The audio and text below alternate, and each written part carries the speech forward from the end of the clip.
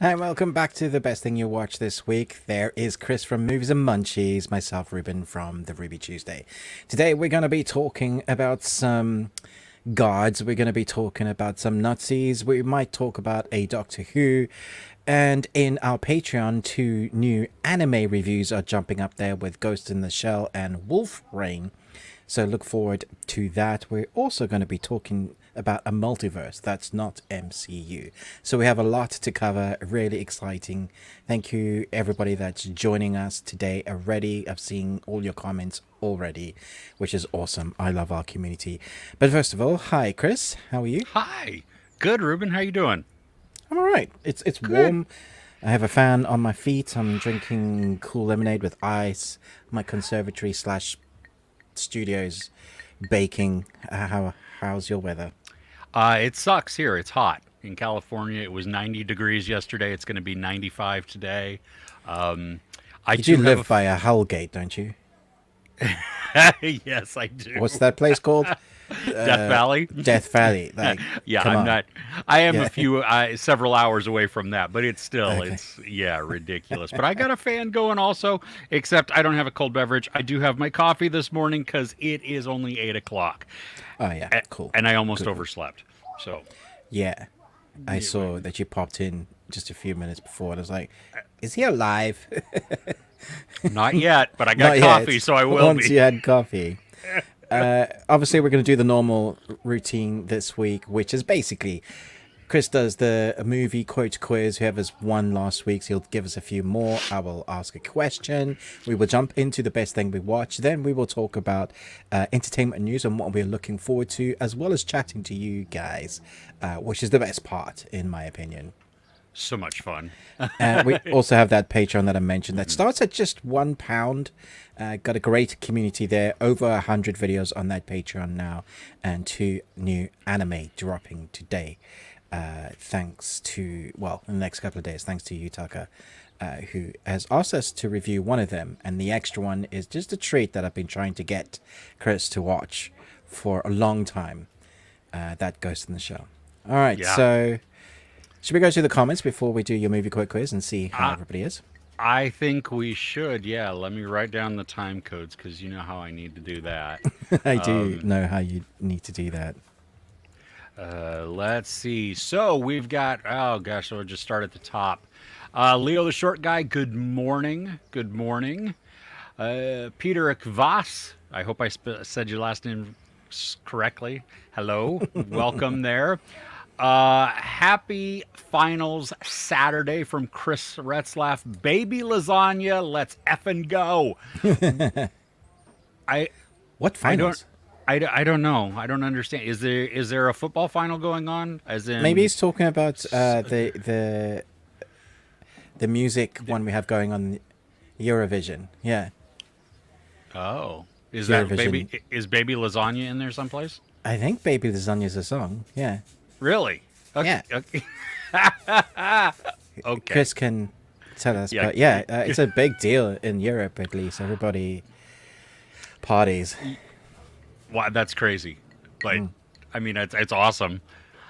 Yale. Okay, you're here. We can start now. Thank you. Good. Good. Okay. Thanks, yeah. Outstanding. Nicat. Hey, hey. Hi, Nicat. Glad you're here.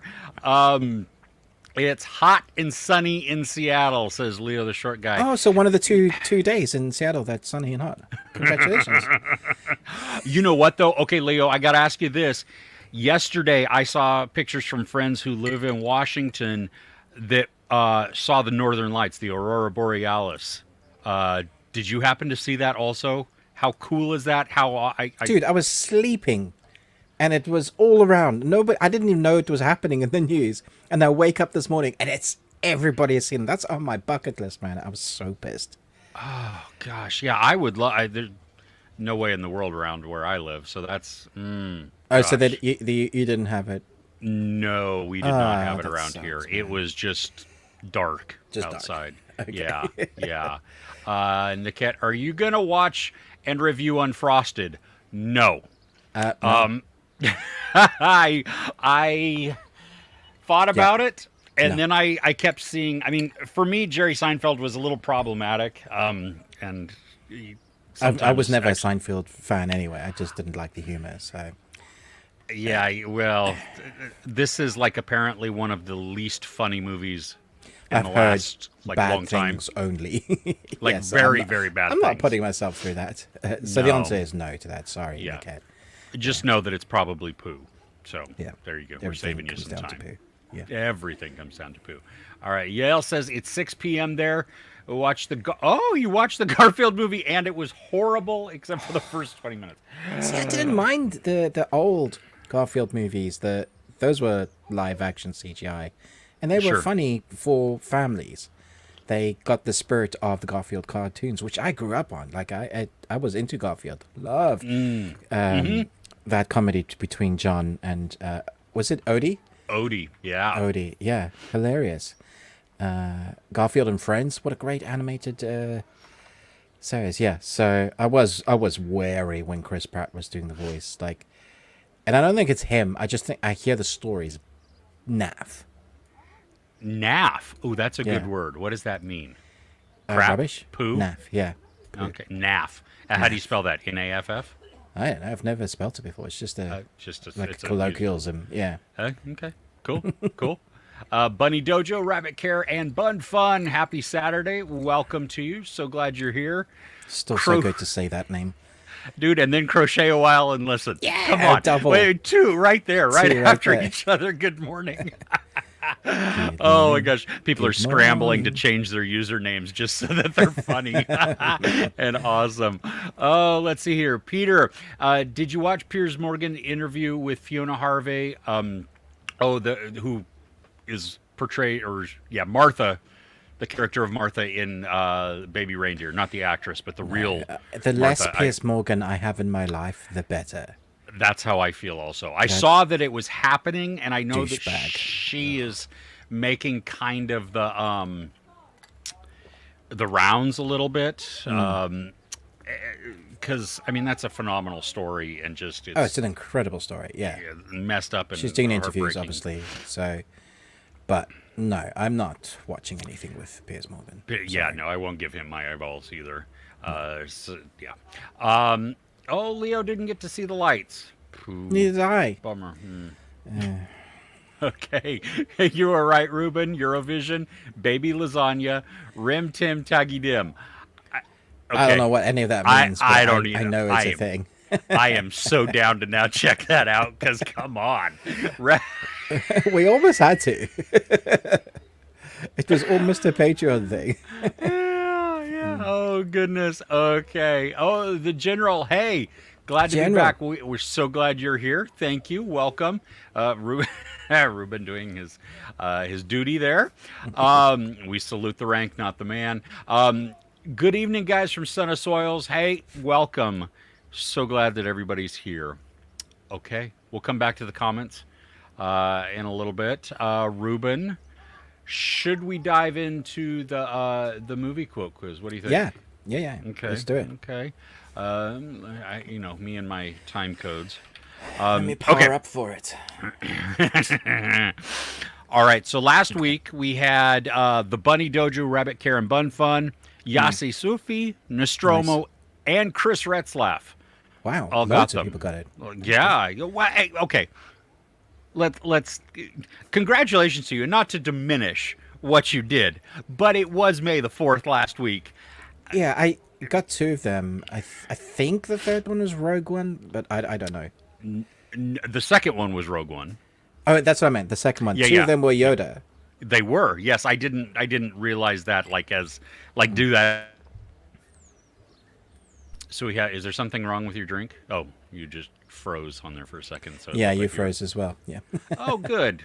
Stupid internet. I had Comcast Xfinity down the street working on it yesterday, and we lost internet for a while. So I was like, yeah, awesome. Yay. So happy. Okay, so the answers, because it was Star Wars Day last week, The Phantom Menace, Rogue One, and Attack of the Clones. Yeah. Yeah, that's what I thought they were. Yeah, good. Okay. This week, there is a theme. I'm not going to tell you what it is. But here we go. Where should we take them? Number 2. Is that it? Yeah, that was it. Yeah. Okay. Number 2. People on Lude should not drive. That was kind of a bad accent there, but I apologize. I don't even know if you've seen the film I'm thinking of. Okay. Okay. And number 3. Only the meek. Only the meek get pinched. The bull. Did you hear that one? Because I felt like No. Could you repeat it again, please? Yeah. Only the meek get pinched. The bold survive. Okay. I don't know any of these. Did you make them extra hard? No.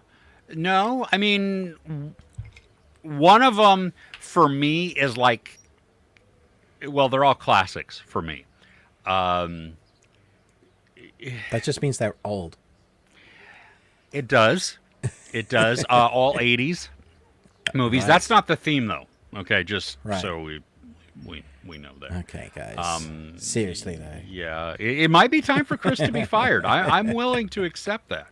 So, Ruben, though, while we ponder all that, do you have a question for us? I do. Okay. So, this week, we had an image that broke the internet. There it is. You see, for me, talking about on the audio, we're talking about the new Superman costume that was revealed for James Gunn's Superman movie, and we got our first reveal in the suit. And I was more interested in what was going on in the background, because I reckon that's Brainiac, one of his eye things, but nobody's talking about that. I thought there was like, oh, that's going to be so cool, live action Brainiac storyline, much better than the stuff we've had. I don't want any more repeats. We don't need to go down that line again. Also, the fact that Superman's nonchalantly just getting dressed and not rushing to Brainiac is a thing. But the question is, what is your favorite Superman costume? Not actor, but costume. You can mention the actor that wore it. So, like Henry Cavill's costume is pretty epic. But Christopher Reeve, was in one of that original with the underpants over, and that's what a lot of people had issues with, is the underpants being worn again on the outside. And the only issue I have with his costume is that it's very James Gunn. It looks like the Guardians of the Galaxy's costume, the texture, the feeling, even the lines, the stitching. And I was like, I don't really want an MCU Superman. And if that's what James Gunn is bringing to the DC, I don't want that. It doesn't need to be comedy. The DC was always darker, and I like it that way. So if they're going to make it funny like Thor Ragnarok, or I don't know if that works. He did similar thing with the new Suicide Squad, which I thought worked, but I have since tried to watch that movie again, and it's not as good on second watch. So what's your favorite costume out of the Supermans, Chris? I love that question because I couldn't care less. Brilliant. Yeah. So who's your favorite Superman? Oh gosh. Probably just because of nostalgia growing up. Christopher Reeve. Christopher Reeve, yeah. Yeah, I mean, but Henry does a great job. I liked, you know what? I've liked everybody because I watched the TV show. Me too. Lois and Clark. Oh, Smallville. No, Superman. Like What TV show? like back in. What? I'm not that old. Back in the day. Sure. Was that black and white? Did it at have one sound? point it was. It had sound, but at one point I do think it was black and white. Okay, well then you are that old. No, I watched Dick Van Dyke and Andy Griffith and Leave It to Beaver, and none of those were actually airing live. Being produced when I was watching them. I don't think. Right. I don't. I'm not that old. Let's see here. I'm trying to find the year. Oh, dang it. IMDb. I didn't want that. Let's see here. I'm trying to find out like the year.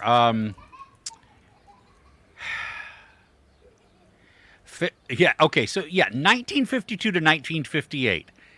I wasn't even a twinkle in parents' eyes at that point.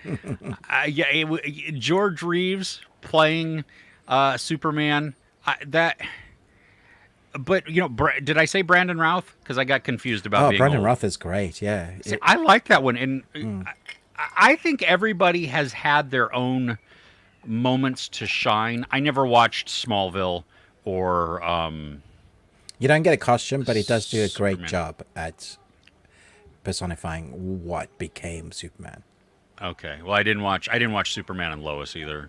You know, I did Lois? watch. Oh, okay. I did watch 1 or 2 episodes of the one with Terry Hatcher. Yeah, Lois and Clark. Lois and Clark. Yeah, I've seen 1 or 2 of those, but Okay. Yeah, I liked all of them. I think they've all did a great job for the time that they were in when they were, because it changes as we go through decades and the variations. And there's so many variations of Superman to have, depending on when it's like New 52 or alternate universe Superman, Red Planet Superman, Russian Superman.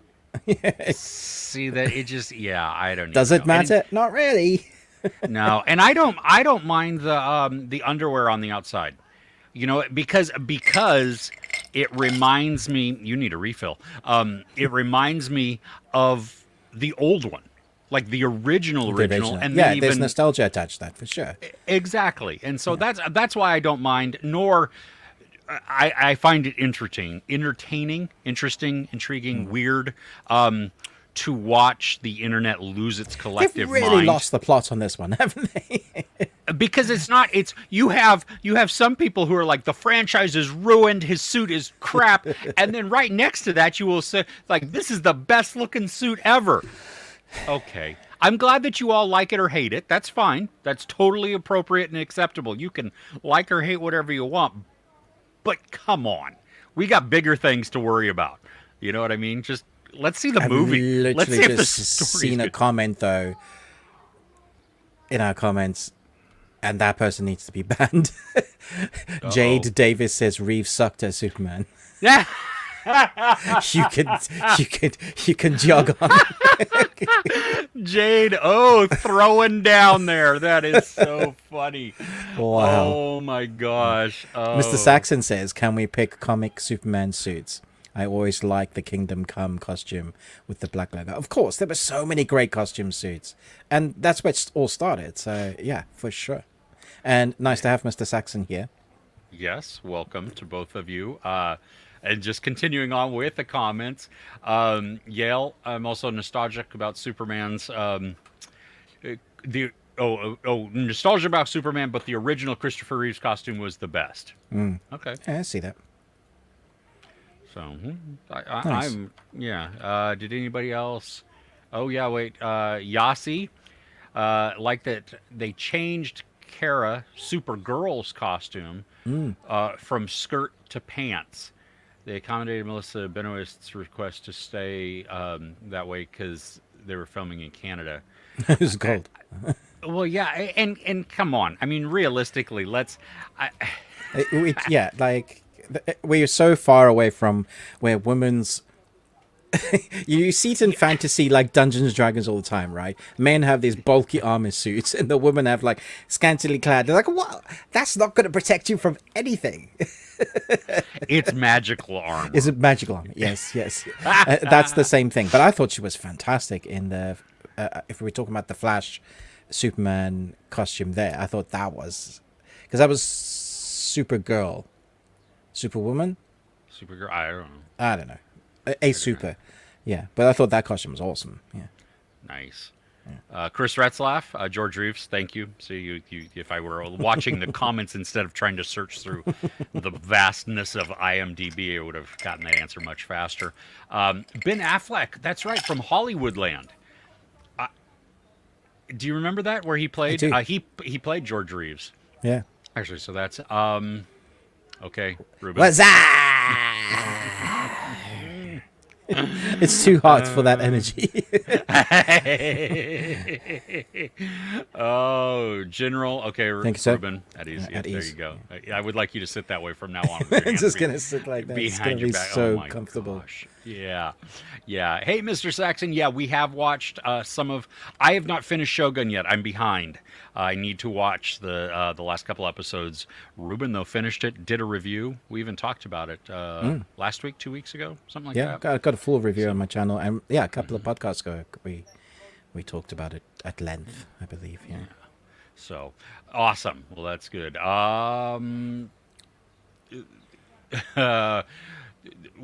Words? Christopher Reeve was great. Oh, fighting words. Oh, yeah. Fighting because words, yeah. because Jade, and then it's true, guys.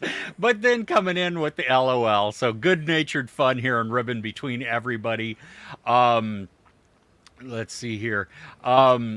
Sully, welcome. Hey, good to see you, dude. I think we're doing great. We're really, really hot. So Yeah, we're warm. yeah, it sucks. Yes, I do think that Ruben is going to be talking about Blood of Zeus season 2. It will be. Yes. Okay. In fact, we could jump into that now and do the best thing we watched. Let's do that then. Yeah, let me find the slides for you there. Okay. Cool. Yeah, go for it. Talk about it. Yeah, so Blood of Zeus season 2 episodes, about 30 minutes. We've waited 3.5 years for season 2. So this has not been a small chunk of time. For some time there, people thought it was cancelled. And I don't blame them, because this kind of came out of nowhere. Suddenly it was like, oh, we're releasing Blood of Zeus season 2 in a couple of months. And we're like, okay, cool. Season 1 was epic, very much following some of the storylines we've seen before with the Greek gods storylines. Left us on a cliffhanger, but then we come back, and this is really a quest storyline where our hero, Zeus's son, Heron, has to basically go and stop a MacGuffin of power to being in the wrong hands, because that MacGuffin of power is going to be able to, whoever has it, will be able to control the kingdom of the gods, because Zeus falls at the beginning of this. So there's no more Zeus in season 2, which is weird. So there's a power vacuum. So, did you say just blood? Yeah. Blood of. I see what you did there. That's such a dad joke. Well done. I'm paying attention, right? Yeah, thank you. Here all week. Nice. The animation is so good. Like, they really spent time on the animation. So, there's a lot of emotional beats, and there's story tangents, but they all come back to that. Who's got the MacGuffin that's going to give me the power to be able to control the heavens?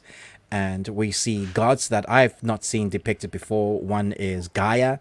I always thought Gaia was like a Final Fantasy god that we had around, but nope, Gaia's around. We have the brother and brother fighting each other. One has been conditioned to fight against his brother Heron, and Hades. Oh, there you go, his brother right there. Hades is, doing his thing, because he's always been that brother. The brother of Zeus and Poseidon that's felt like he got the bad end of the stick by having to rule Hades. And so we have this power vacuum of all the powerful gods, and then manipulation along the way. So we have beautiful animation with a great emotional story and amazing score. The score is so epic. I thought they must have spent a lot of money on the score because it reminded me of like Cleopatra, Ben-Hur, and then the epicness of the orchestra that you get in Lord of the Rings. You know, that those kind of orchestra pieces, and it was just beautiful. So every time there was an emotional piece of big action, they really went for it. And what I love about this one is like we get a lot of fantasy creatures as well. Like every episode, there's enough going on that you're like, you have to pay attention because there's so much story developing.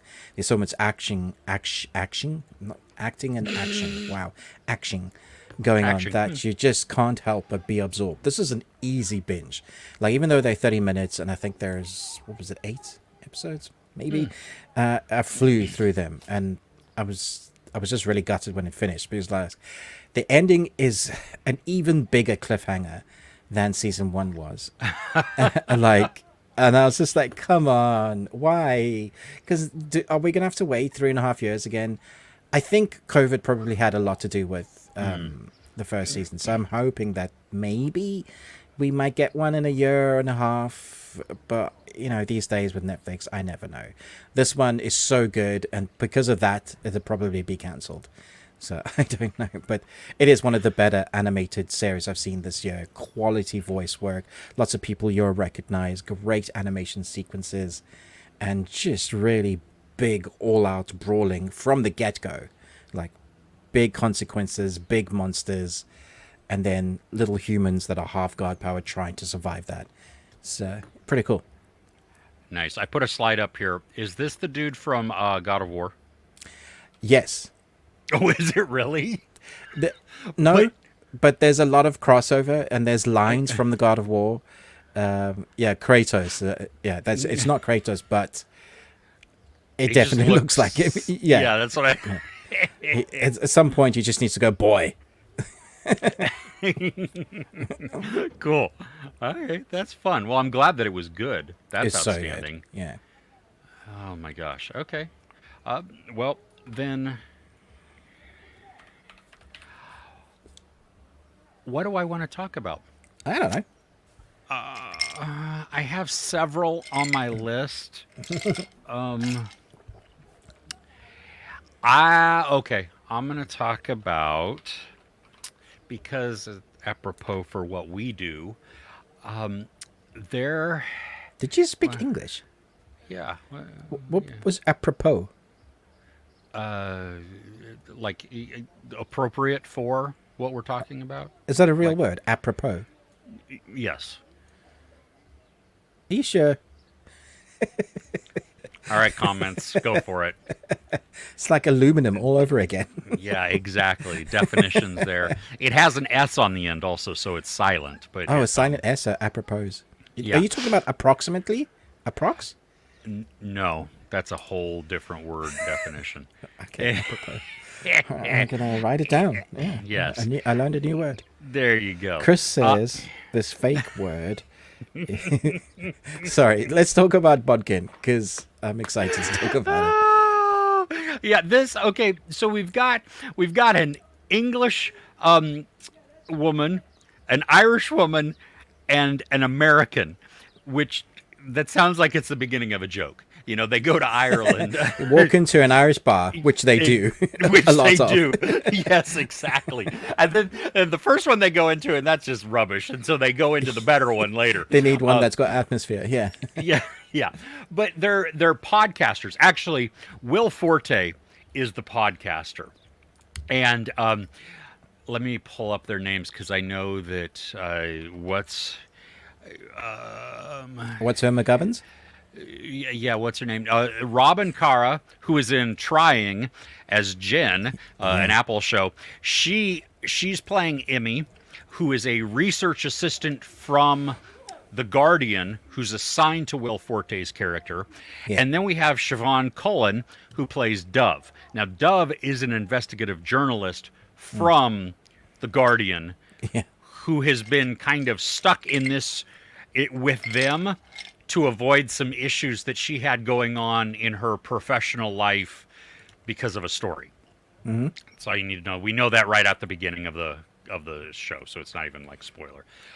But they go to Ireland because this small town, fictional town, Bodkin, had years and years before a Samhain festival, and people disappeared. And so Will Forte thought that was interesting. It's a true crime podcast that he does. And he thought, well, this will be a good thing to interview, to get some, just a story. And from there, we get a surprising mystery. First off, I mean, I was not expecting the level of intrigue and misdirection and just complexity that was thrown into the mystery, because I thought this was more of just a comedy or dark comedy. It does have dark comedic moments in here, but there's a ton of drama, and so the humor, I think, is there to just kind of break a little bit of tension every now and then and make you, it's very British humor, right? I mean, it's so dry humor. Yeah, I was cracking up because I love British humor, so it was right up my thing. It's 7 episodes. They're meaty. I mean, they're almost an hour long each, and it is, as we go along, certain things I think you can find them, you can pick them out, they might be obvious or you might guess them, but throughout there, so even if you figure out parts of the mystery, you still have the drama that ensues around the mystery to keep it engaging. So it's not all hinged on the mystery, but I was blown away just by everything that was transpiring throughout the series. We go back and forth, and because it all drops at once, you can binge it, which I think is a great thing for this type of mystery. You don't want to, leave it hanging and try and figure out. But they go through, and you get to experience this very, very small, close-knit type of town. Of Bodkin. Like, almost at times you get the sense of maybe like what's the Nicolas Cage remake, The Wicker Man. That the whole town is in on something. Now, don't think that's the plot. It's more of the feeling of it, or like The Lottery or something, where you have this town who everybody knows everybody and everybody knows everything, and they're not willing to talk about it. They don't want to share it because we keep our things here. And so, I thought the cast dynamics were really good. We get to see growth in our characters, especially, actually, no, all 3 of them do grow in different ways, which I really appreciated, because you've got, like Emmy, who matures. She gains more confidence. Siobhan, who is playing Dove, she softens a little bit. She warms up a tiny bit here and there. Not totally, but a little bit. And then Will Forte gets just a better perspective, broader perspective on life, I think. Did you watch the whole thing? No, I've just seen the first episode, but what I saw of it, I really liked. That dry humor, the dark, wet atmosphere. Because there's that one comment. There's like, it's always wet, yeah. Even if it's not raining, it's just wet. And I was like, yeah, Chris would love that. I really like the antagonistic relationship that the professional reporter has with the podcast leader, because she classes herself as like a really great journalistic reporter. And she doesn't class podcasts, or especially murder podcasts, she just classes them as, bottom of the barrel sort of stuff. And so she comes into this antagonistic, and then like sort of goes off on her own, and to investigate something. And she does actually have a lot of expertise, which the other 2 will need to use in order to get further on that mystery. And it's even in that episode 1, just seeing them starting to figure out how their relationship is going to work was a lot of fun. I'm definitely going to watch this. I think I might have to watch the first episode again, because my wife will love this. So it'll be like, this is... Do you think it's a one-time? Do they leave it open? They... Like, this case is wrapped up. Like, they finished it. But I could see how they could continue on. They don't have to, though. That's the great thing, is that there's obviously, because of all the people that we meet within this small town, other stories come to light, other mysteries, other, hidden things. And so it does open itself up for further, like, even if they're not doing podcast, just the further investigation, the questions, the Sure. stories. Yeah. Because there are some character mysteries that are going on within the podcasting trio that, that plays in really well also. So it amps up even more intrigue and just like, ooh, wait a minute. It gives a little bit more depth here and there. So, and we have that ongoing gag. Every time they talk about doing a podcast, That cracked me up. do people listen to those? Do people listen to this? It really works, that gag. I don't know why. Every time, even in the first episode, it was like done 3-4 times, and I was cracking out. I was like, this is going to be funny. It was. So it was, a lot of fun. I think because it's all out now on Netflix, it's an easy binge.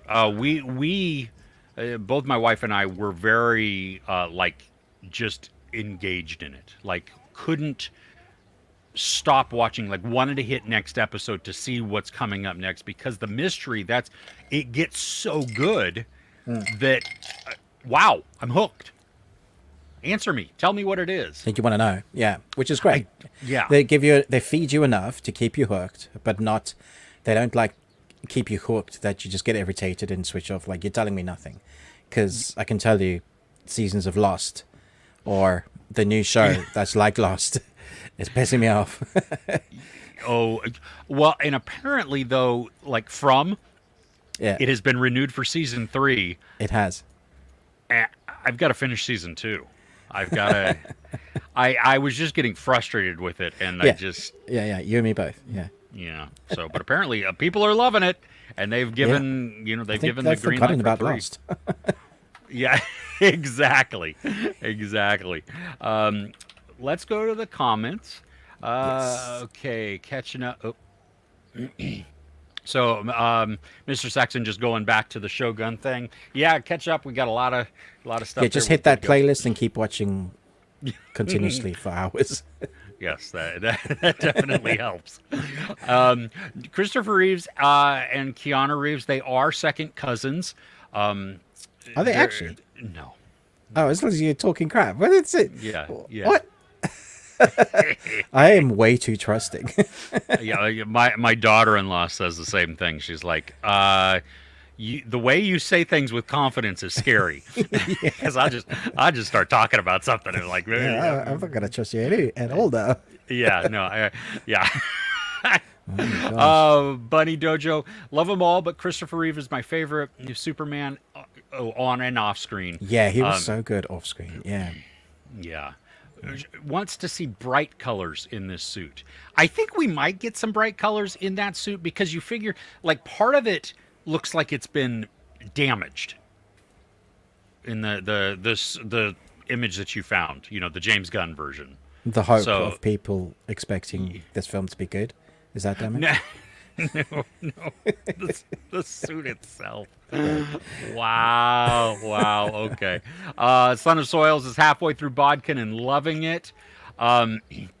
Jade Davis wants to know what's worth watching movie-wise now. Well, you have come to the right place. Yeah, the original Superman. It's brand new. Have you heard about that? It stars Christopher Reeve. Yeah, exactly. Sully talking about Kingdom of the Planet of the Apes, which could be talked about today, I think. Yeah. Let's see. Yasi first. You watched Sugar on Apple. Colin Farrell. I have heard like so many good things about that show, and I just need to be able to start it and dive in. Have you started watching? It is. I don't know if the whole thing is out. No. But it's, I haven't started watching. I mean, you put Colin Farrell's name on anything, and I'm like, yes. Okay. Yeah. Wait. One is Reeve and Keanu. Yeah. Christopher Reeve, Keanu Reeves. Yeah. Yes. So you're good. Distant second cousins removed. Yeah, exactly. Sully worried about how well the last trilogy, speaking of 8 movies, ended. Thought it would be redundant. Yeah, I could see that. I could see those fears, which I think we'll get into. But he says it's really good. Yes. But will you think that when we have 9 of them? I don't know yet. Yeah. Fernando Mere? Probably not there. City of God and wait, what? Oh, really? Oh, okay. Okay, I'm still really stuck on City of God and Two Popes. Yeah, Two Popes I didn't enjoy at all, but City of God was excellent. I mean, is excellent. Yeah, that is one of the must-see movies. Yeah, if you have a poster of the 1,000 movies you have to watch in your lifetime, that will be up there for sure. I would think even 100 movies you should watch it. Yeah, maybe. Yeah. But wow, I did not realize that. Now I'm even more like. Do you think he directed all the episodes or just some? I don't know. I don't know. That's a good question. Yeah. Yeah, that's why I asked it. Yeah. Anybody watched Shard Lake on? He just brushed over that one. And then it clicked. Ruben's been very shirty, and you're just like, yeah, all right. But see, it didn't fully register. I did, yeah. And then That's why I asked it, damn it. I'm over here just talking out loud. Whatever. Yeah, whatever.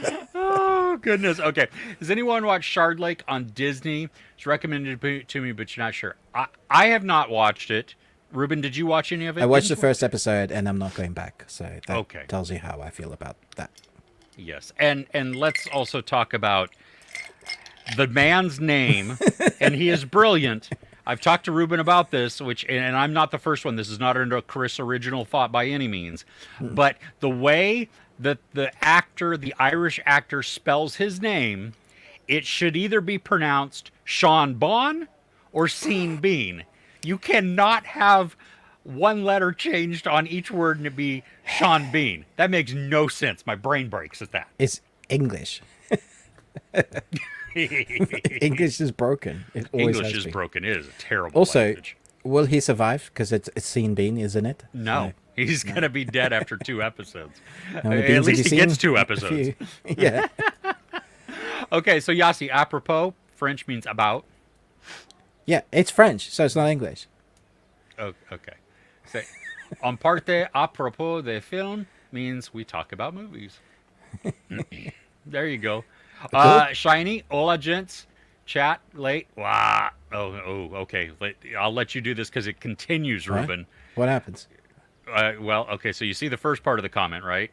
Yeah. What's up? Hi, Shiny.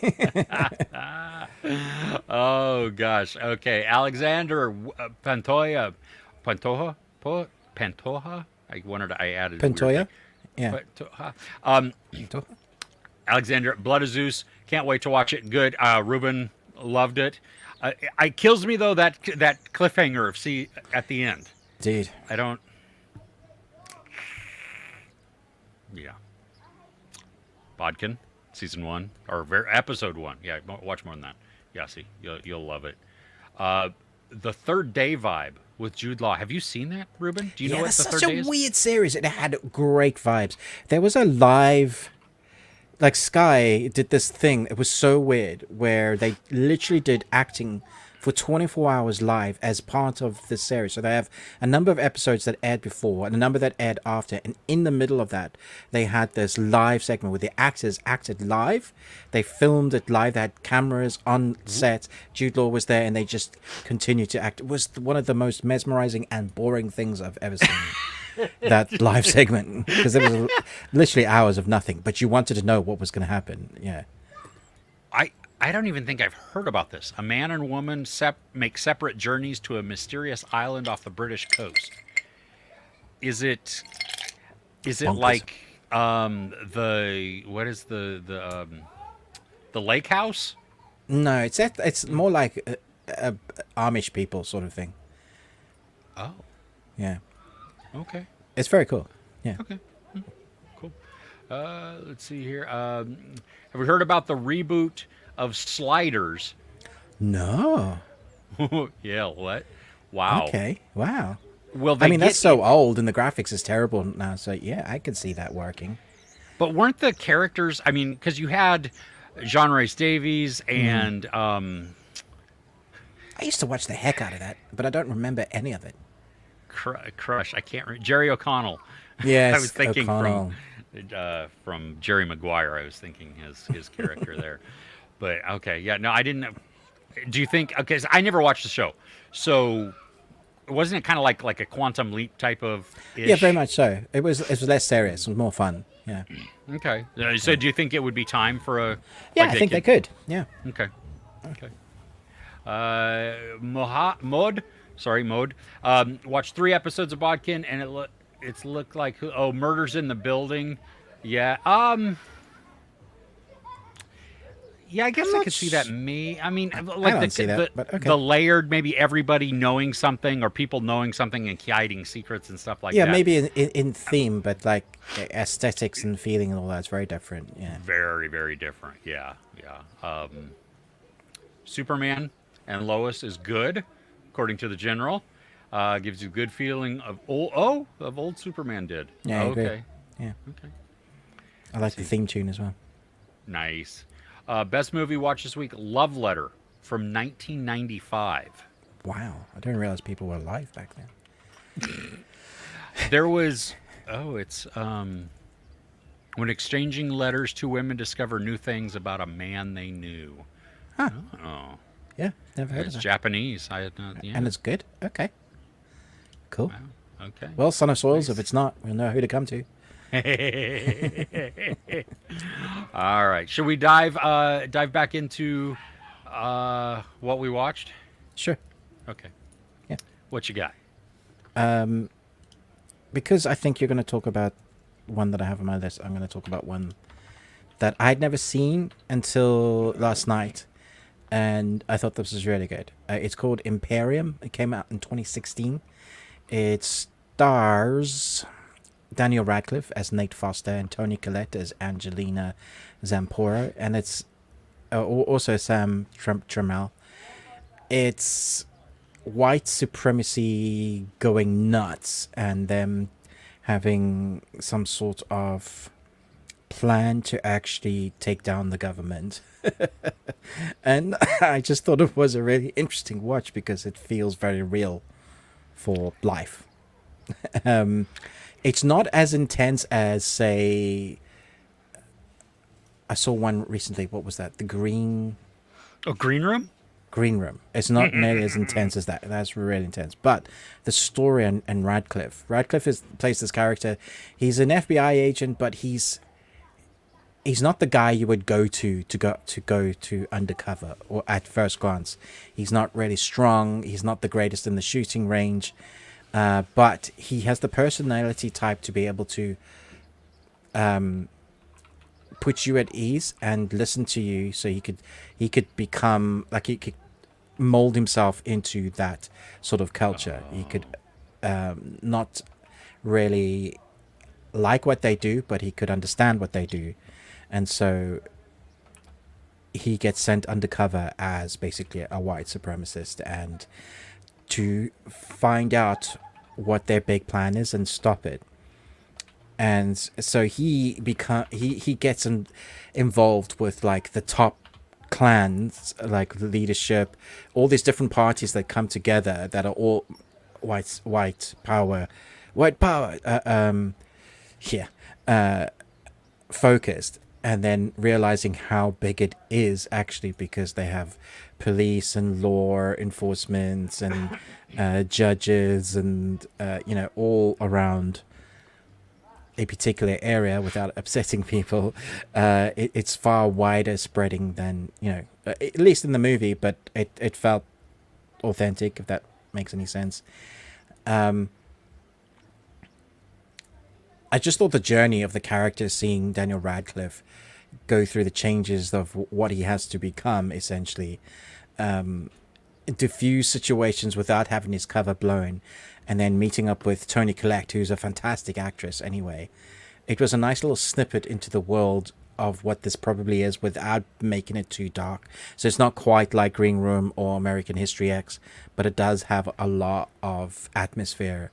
And it's one I missed. That you had Elijah Wood and Daniel Radcliffe do a bunch of these sort of films, and they often just slip under the radar. They both have an amazing back catalogue of their top AAA films, and then you have like The Flatulent Man, you know, Hey, it's Swiss Army Man, yeah. which is excellent. You know, is actually so good. And so here's another little gem that I thought, oh wow, this is actually really good, well acted, well put together. Doesn't outstay its welcome. It is a tough genre, but sometimes you need to talk about those stories. So, did it make you want to set white people on fire? yeah, but I generally want to do that anyway. Me too. Yeah, I believe, which is well, I shouldn't say it. Never mind. I'm not going to talk about it because it'll get us demonetized, or I'll have FBI at my door. I'm just saying though that at these riots, these protests where the bigots march down the street with their how tough they are with their faces all covered.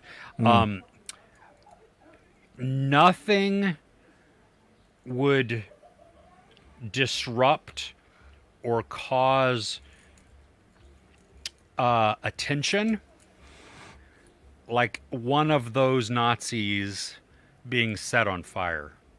You know, people think, you know, shooting or stabbing somebody that causes a scene. No, a person running down the street on fire, that is That's so different. much better. Yeah. What's interesting about this film is it shows the different factions. So you have the ones that hide behind the mask, you have the ones that are just skinheads, and you have like and they have their different rulers, and I think there was about 3 or 4 different factions, but there was one that are smart and intelligent, and you wouldn't know unless you got into their organization. Those are the ones that worry me. Yeah. All the others are kind of posers. You know, they like the attention, it gets them. They'll burn a cross. They might beat some people up with a bunch of other people around them, but get them on a one-on-one with a guy that knows how to handle himself, or you know, is as messed up as you are. That'll be a different story. Yeah. How did you come across this? Would you? It was just came up on my recommended list. So obviously things I like white power movies. So Okay. I don't think I've ever heard of it. So it looks. I'm glad it's worth checking out. That's awesome. yeah, I like to talk about older movies sometimes, and Yeah. I give people something else to watch. I like that. I like that a lot. Well, I'm not going to talk about something old at this moment. Okay. Because I want to talk Apart from about. Yeah, wow. So we're just gonna do that for a little while. Ruben's in timeout. Oh my gosh, no. I am old, as evidenced by the gray. No, but I want to talk about Dark Matter. Yeah. On Apple TV, it dropped this week. The first 2 episodes, there are 9 episodes altogether, and it's based on a book by Blake Crouch. I read the book a few years ago, and which I think is great because it allows me to remember the gist of certain things, but not every single tiny little detail. So I can enjoy the series, seeing how it sticks to the heart of the novel. But if there are nuances here or there that are either left out, changed, reworked, whatever, I don't really remember those pieces, and so it didn't matter. Blake Crouch was he served as also the part of the screenwriting team, and he's an executive producer. Nice. So it's not like, you know, if they're making changes to this, like he's out, He's left out. signed off on it. Yeah. Exactly. Yeah. So we have what it is we have Joel Edgerton, who is a brilliant scientist. He makes a decision to have a family versus pursuing his career. And so he's married to Jennifer Connelly. They have a teenage son. And he goes to a celebration for his friend. When Edgerton is walking back home to just, you know, from the bar, he's kidnapped. and from there, his life unravels, and we get to watch now stories play out in multiple realities.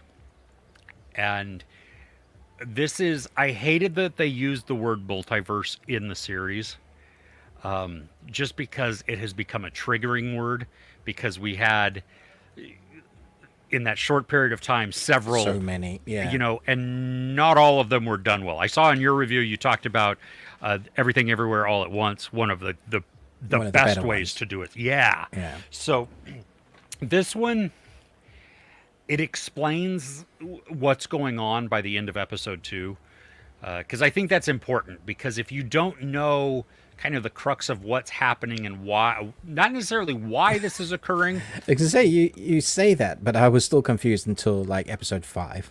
Were you really? Yeah. Okay. Okay, because my wife was asking, as we're watching episode 1, she's making all kinds of guesses, like, oh, it's this, or is this what's going on? Is this? And I I'm definitely like, got the first, like, what's actually happened with the kidnapping. Like, that was self-explanatory before it sort of happened. But, like, the wider scope of what the hell's going on, I was like, eh? well, and yeah, and that's kind of fun. That allows that mystery, maybe, I guess. Part of it is a mystery. I mean, it's way more like, I think, family drama within there because of the relationships. So I don't think I enjoyed it as much as you. I was distracted or annoyed a lot when we went back to the main timeline, to see how the face-off family was going along, and there was a lot of drama, and will she get it, will she figure it out, it took a while, and then we go back to the storyline that I'm so invested in and so interested in, because that's all the sci-fi bits. It's how do I not, there's I a know. cube and there's stuff in the cube and it's bigger that's on the where- inside. yes, exactly. And what they experience in there is where, like, the MCU starts to the multiverse, the MCU, hilarious. That's how my brain associates that. So funny. They've done this better than the MCU, I think. So much better. Consequences,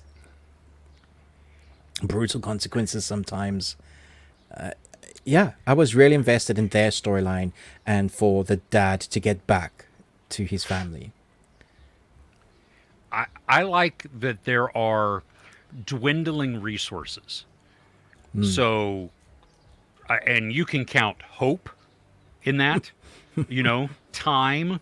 Time was a big one, I thought. Yeah. Yeah, and then some physical resources as well. And so it added that extra level of pressure to what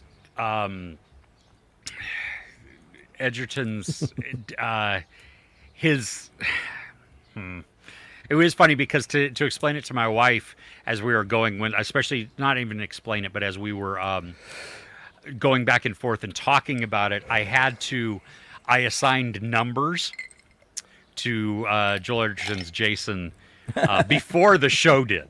Right. So just to keep it straight, and then So as an adaptation, how did it fare for you?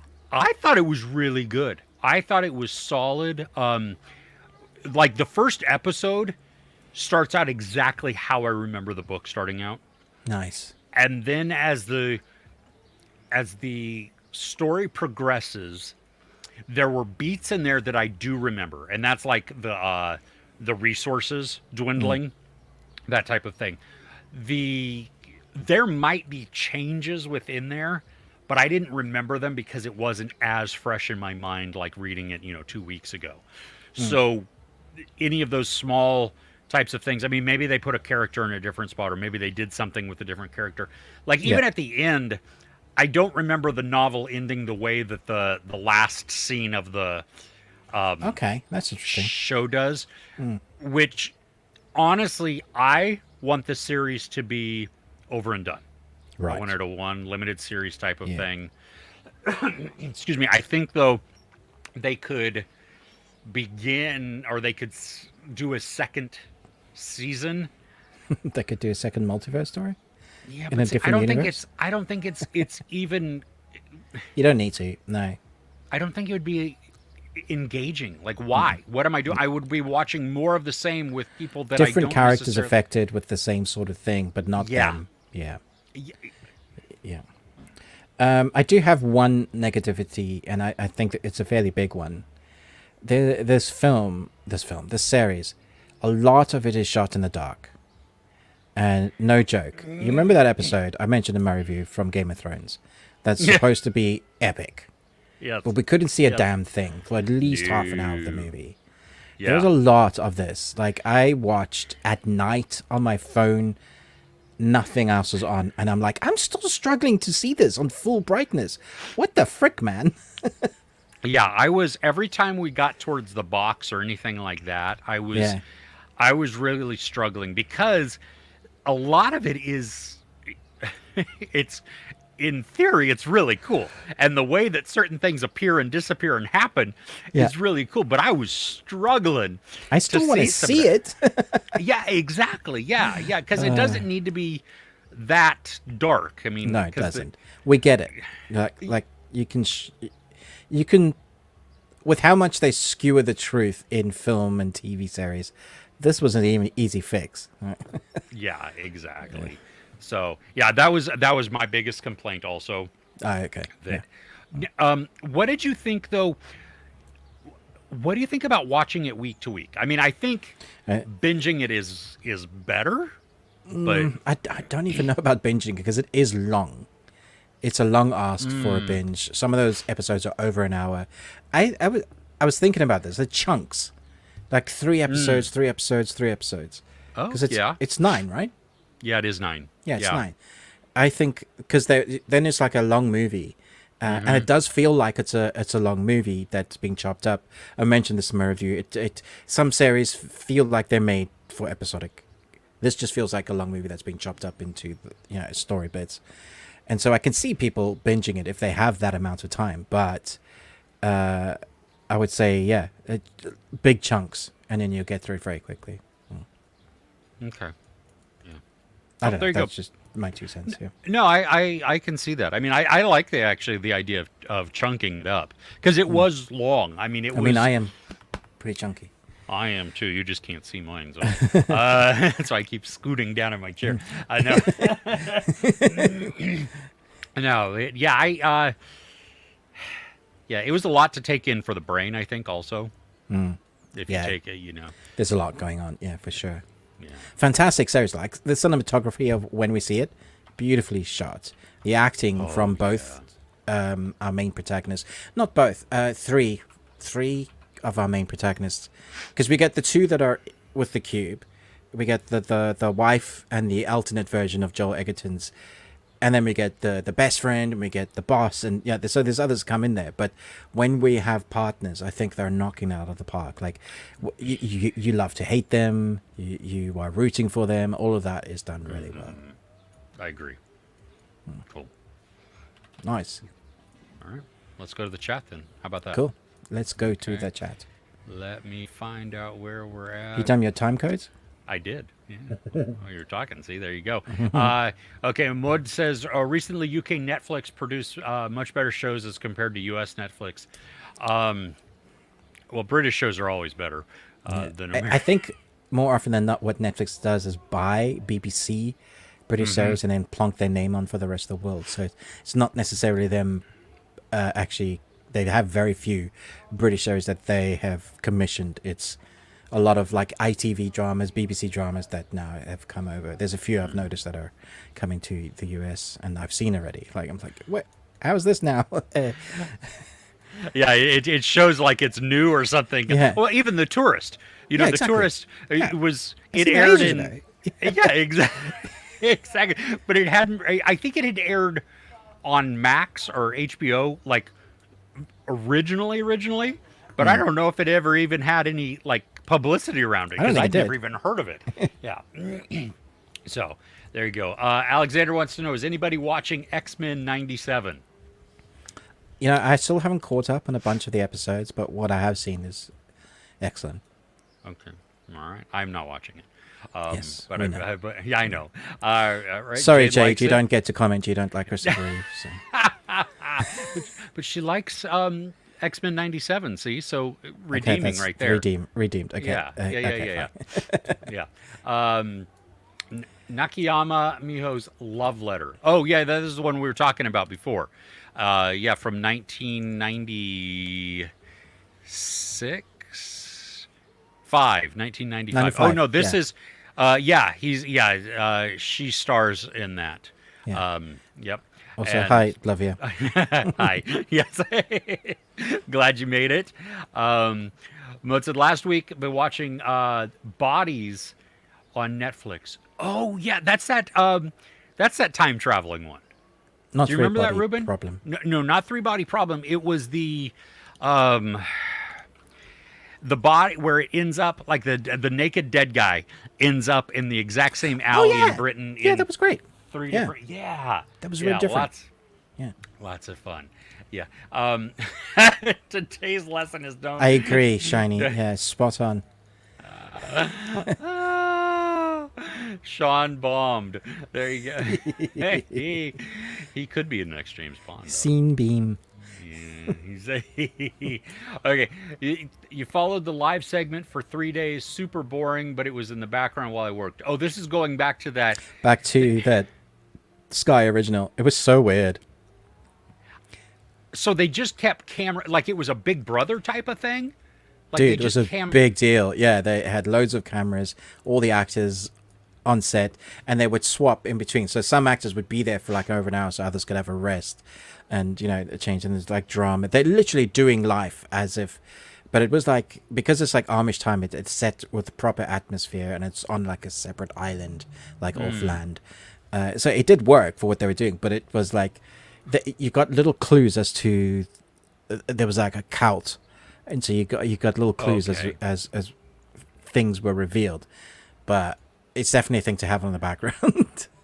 But there were actual episodes as well for the story that were edited and all that. So yeah, So do you need to see? I don't think so. I don't. I'm trying to. I don't know because I can't see how it would be the same experience. Yeah. Yeah, I don't. Okay. Yeah, Also, who's going to do that? I mean, It may not even be live anymore. It may just have the episodes. Oh, like they cut out that part of it because it was. In fact, you can go on my channel and go way back, like type up, and I streamed it with Kirsten for a few hours. And Did you really? Yeah, I did, and I got away with it. So, and we just chatted over it, which people were annoyed with. And my face is frozen for some reason. I'll change the battery. No, it was something about Wi-Fi. I think we're okay. Well, oh, maybe you. No, my battery's run out. Your battery died also. Okay. Okay. Well, I'll keep going through the comments here while you do that. Seen the movie A Perfect Day from 2015. Really good, lighthearted war-themed movie. That is a whole lot of words that don't totally go together. Lighthearted, war-themed movie. Group of aid workers work to resolve a crisis in an armed conflict zone. I don't think I've... Oh, I have heard of this because of The Well. That's where I remember seeing something having to do with that as Ruben puts on his headphones. We're talking about, Nikel talked about the movie called A Perfect Day, and from 2015 with Benicio del Toro, Tim Robbins, Olga Kurylenko. Just a perfect day. And there's a well in this. So they're aid workers are trying to solve a crisis within an armed conflict zone. I've never seen this or heard of it. I've heard of it. I did not by name. I didn't recognize it by name, but once I saw some of the pictures and stuff, I do remember it, but I've never seen it. In the US, if anybody wants to, it's on AMC Plus. I like Benicio del Toro sometimes, not in everything. Tim Robbins is normally awesome. And Olga Kurylenko, she's been in some stuff. Mm-hmm.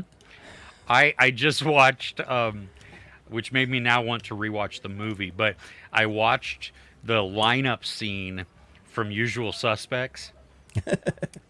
And it's, apparently it was improv.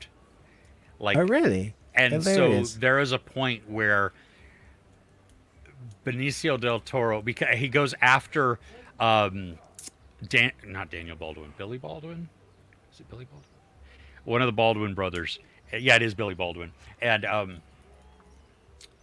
like they're like, can you say that in English, please? He's Benicio del Toro's like, what? And you see though the cast like cracking up, and it fits within the scene, but knowing that it's improv, it makes it even better because they're all breaking character. That's crazy. So, yeah. Love you. No, we have not talked about Kingdom yet. But it, okay. Yeah, we'll discuss that, I think, where it fits within the other the original, or not the original, the reboot trilogy. I don't know. Yeah. Yeah. How many toys do you have which display in your background? Mode, I think, is asking me. I have more than 7 of the Funko Pops. I love that he calls them toys. I know. He didn't call them dolls, so I appreciate that. Yeah. I don't know. I have a lot of them. 1,000? No, not even close to that. 300. Yeah, maybe less than 200, or right around 200. Okay. I'm now looking at collecting some of the blacklight versions. If you look over my right shoulder here, Yeah. I have a couple there. I have Loki, who he's holding the Tesseract. I have one of the Killer Clowns from Outer Space, and then I have Nebula and Mantis. Nice. And so yeah, I'm Those gonna. are cool. Can you zoom in quick? No, No, I'm joking. there. Oh, it's gone clear. Yeah. Okay, cool. That work? Nice. Okay. Yeah. There you go. So, anyway, yeah, that's that. Thank you. Chris Retzov liked what were the one that you were talking, Imperium. Oh, Imperium. Yeah, but Yeah, it's I didn't notice that. If you want to talk about bad accents, I'll talk about something in a bit. But yeah. Okay. Oh, about you missed my past comment about Superman armor, but I'm not asking for. I didn't see that. Did you see that one? I'm sorry, General. No, I missed it. Yeah. I don't know. I don't see that one. Last week, though, we had a couple of issues because Lovia kept giving us answers, and it was disappearing. Oh, no, I found it. Love to see Superman in an armored suit against some monstrosity. Okay. I don't know who monstrosity is, though. Is that a person or a... Yeah, okay. Going on. Sliders is not about time... Oh, okay, not about time travel. Parallel universes. Oh, okay. Well... Same thing. Different day. Yeah. Yeah. So it's multiverse then. That makes me want less to see it. Just because based on even our last conversation, as much as I love Dark Matter, yeah. Marginal Man loved Abigail. Hey, that was... It just came to streaming too, which I'm sorry, that is ridiculous. So quick, man. They're killing it. All these studios are wondering why we're not, you're not getting all this money from the movies. Well, it's because audiences don't have to wait that long before. Remember when it used to be like a year before something would come out on streaming or DVD or VHS even? VHS Satellite was 2 years. Yeah. Wow. So that, I mean, now it's less than 45 days, or it is 45 days, something like that. I mean, That's yeah. Okay. Emma Louise, hey, welcome. Good day. Oh, Or my sister good Babette night. Shaw is in Australia. Do you know her? There's only like 15 people in Australia, right? Right. Because there's only like 6 people in Iceland. Because that So- cracked me up in Bodkin, where like, oh, my cousin Johnny. Like, did you know? I was like, brilliant. Oh, that's Yeah. so stereotypical. Oh my gosh. Oh, let's see here. Yassi saying third day psychological folk horror. They take a trip. Oh yeah, okay. Gets separated from mainland and becomes an island for 3 days at high tide. Oh, and there's a cult. Nice. Kitty, how is your dear father? He's very unwell. I fear he will not see the year out. How marvelous. How do they get the pastry so crispy? What? What quote is that from? Wow, that's a good one. I don't. I know this. I know Do this you as really? well. Yeah. I don't. Oh, that's gonna bug me. Nice. Good one. Stumped me. I like it. Like Dark Matter, started to be predictable until the end of episode 2. Oh, yeah. Well, and it once you know what's going on, it becomes then the complexities and the problems of what is going on is causing versus, there's still some mysterious aspects that are woven through it. But, yeah. Crochet a while and listen, Dark Matter. Book was confusing. Hope the TV show is better. I think they do a pretty good job of explaining it. Ruben, did you feel that they did of what's going on? After episode 5, yeah. I think once we spend more time in the tunnel and like you work it out, you get it. Well, that is some of the fun though, because you don't want to know right off. No, I don't. I'm not saying that's a bad thing. I was still invested. But you're right. Yeah. Yeah. Well, because I had forgotten what the triggers. Yeah. Yeah, and that was really cool. It was like, well, but why? And then you figure it out. Yeah. Because that adds its own level of just so good, genius, messed up, really right? Fun. Yeah. Mr. Like Destiny, Neo, clear your mind. Yeah, exactly. Well, my wife was like, Stave Puft Marshmallow Man? Don't think of the pink elephant. Exactly. Yeah. Oh, gosh. Mr. Destiny, I know what that is, but I haven't seen that one. Have you seen that, Jim Belushi? Oof, I know that. It's probably got a good cast as well. It's from 1990. Linda Hamilton. Linda Hamilton. Hey. Yeah, I don't. Michael Caine. What? John Lovitz. Rene Russo. What? I need to see this film. Wow. Yeah, I haven't there's seen a this. lot of people in this. I haven't either. Is this it's a comedy fantasy romance? Wow. All right. Add that to the list. Also, I can like somebody send me a list? Well, I like this because unhappy Larry Burroughs sees what life could have been like if he had made that winning home run as a teenager. So all I think is Uncle Rico. Coach would have put me in. Put me in, Coach. Oh man, Dark Matter is constellation on Earth. Found it more intriguing. Yes, he says. I like the over the head shot with T.S. Eliot quote in the art exposition. Oh,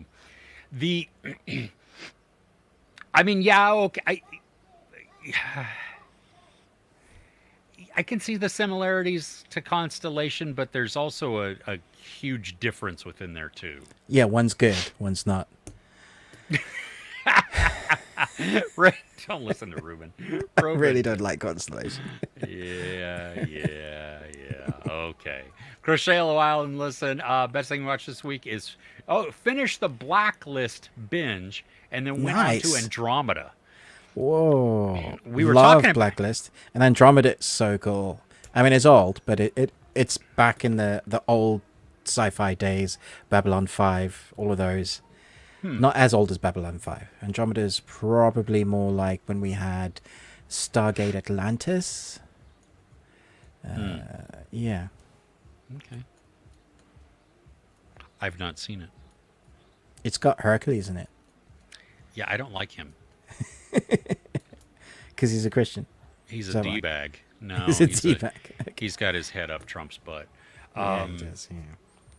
So, but, I mean, he's not the only one. There's a few 71 million people. Yeah, but there are more that see the truth. Badger, hey, Badger, you're popping into the shop. Cornetto, please. Yes, please. Yeah, if you're going to the shop. Yeah. Third day, why everyone talks about that one episode. Probably because, see that it's so out of the ordinary and terrible Yeah, it's a and unique. this is from somebody not knowing about it, not And seeing it's certainly it. brave doing something very different. Yeah. Yeah, That's why Jude Law jumped at it, because he was like, I want to do that. that's cool. If you watch a movie at home and it's bad, you should stop watching. But what if you're at the movies, paid for a ticket and all?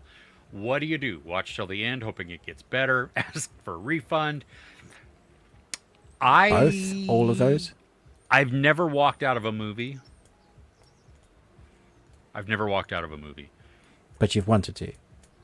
There's been one or two, and I can't remember what the titles were that I did. I always hold out hope that it's going to get better. But Alone in the Dark with Christian Slater. That's the one I most wanted to walk out. Oh. I'm with Christian Slater. I think so. It's based on the game. 2005. It also has Tara Reid, a detective of the paranormal, slowly unravels mysterious events with deadly results. It has 2.4 rating out of 10 on IMDb. That's encouraging. Super high. Yeah, no, I've never. You should. It's totally worth it. Yeah, good. Okay, I'll do that. I'll get right on that. There have been shows that I've tapped out on. I am, though, a sucker for terrible, terrible movies. No, this was terrible that it pissed you off. It wasn't terrible that it became good. There's definitely a space in my head for those, like Sharknado. Oh, yeah, but I'm talking about terrible even good. like terrible, terrible, that I will just find myself being sucked in. And it used to happen more so when I had cable or satellite. Right, yeah, because the bad cable TV movies. You're scrolling through. I could have missed 30 minutes of it and just stopped on it, and I'm like, what is this nonsense? Yeah. And then my wife walks in and she's like, what in the world are you watching? I don't know. You made me watch a terrible, terrible movie the other day, and I really wish I'd stopped watching that. Is it the one we're going to talk about? No. The one that was supposed to be that one. Oh, yeah. No, that was a terrible, terrible movie, and I wanted to turn that one off. The only reason I didn't is because we were watching it together. Not I Saw the Devil. I Trapped the Devil. I Trapped the Devil, yeah. Which, to be fair, there's one word difference, and I got it wrong. That's what it is. Yeah. Oh, goodness. Mode wants to know about Doctor Who. Okay. Can I talk about Doctor Who quickly then? Yeah, let's do it. All right. So, new Doctor Who now has Disney money. It airs on the same day as it comes out on the BBC, which is unique because it used to be only for, like, it was one of their flagship titles. And we've had various doctors like David Tennant, who was incredible. Sam Smith, it was amazing. Matt Smith? My two favorites there. Didn't really like Jodie that much. And so when it came to the new Doctor, I was very excited because I'm a huge fan of the actor. How do you pronounce his name? Ncuti, thanks. I always get this wrong, yeah. Ncuti in Sex Education is phenomenal. He is so good. One of my top two, if not my favorite character in that season, apart from probably Gillian Anderson. So he did a Christmas special, but there's two new episodes now that just came out today, I think. And it's a soft reboot.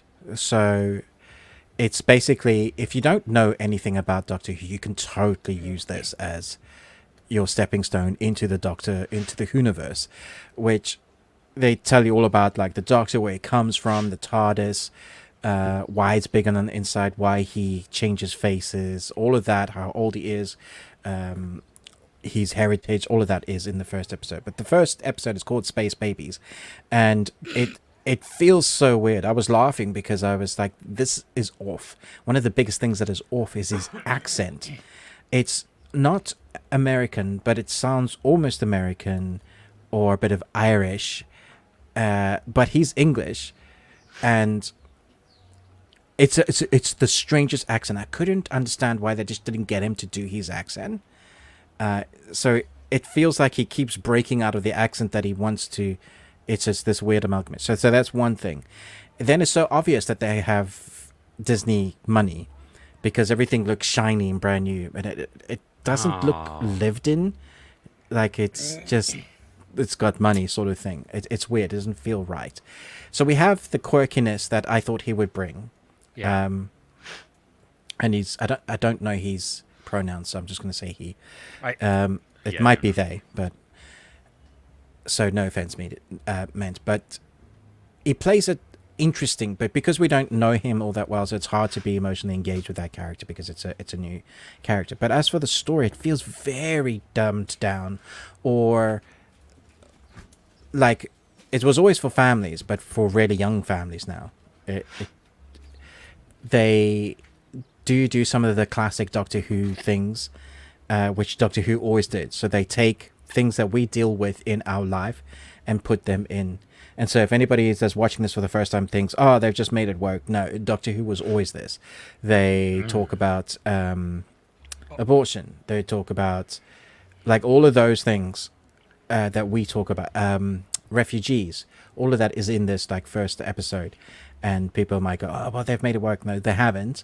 This has always been a tried and tested formula. They kind of take what is in our life and then make us talk about them, basically, having it part of the media. It's not preachy, I don't think, but it is there as part of the storyline. It just felt off. It didn't feel right to me at all.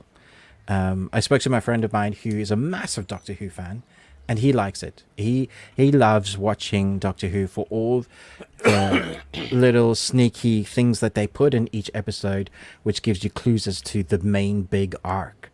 And that's Doctor Who always. They have things that you can watch an episode behind, like something will be said in a dialogue line, or you'll see something in the corner, and that'll always be alluding to a bigger plot.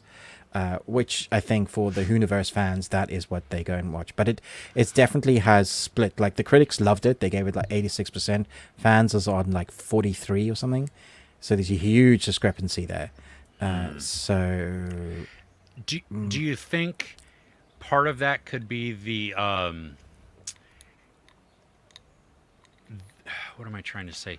Because maybe the critics have seen more than what's been released, and so they see the larger arc. I don't think so. Okay. The Doctor Who is very tight. The press people are very, very tight with what they give out. Okay. I don't think they've seen more than the two. Okay. It's curious about his accent. Why would you do that? I don't know. Yeah. Huh. Okay. I do want to see him though. I like Doctor Who a lot.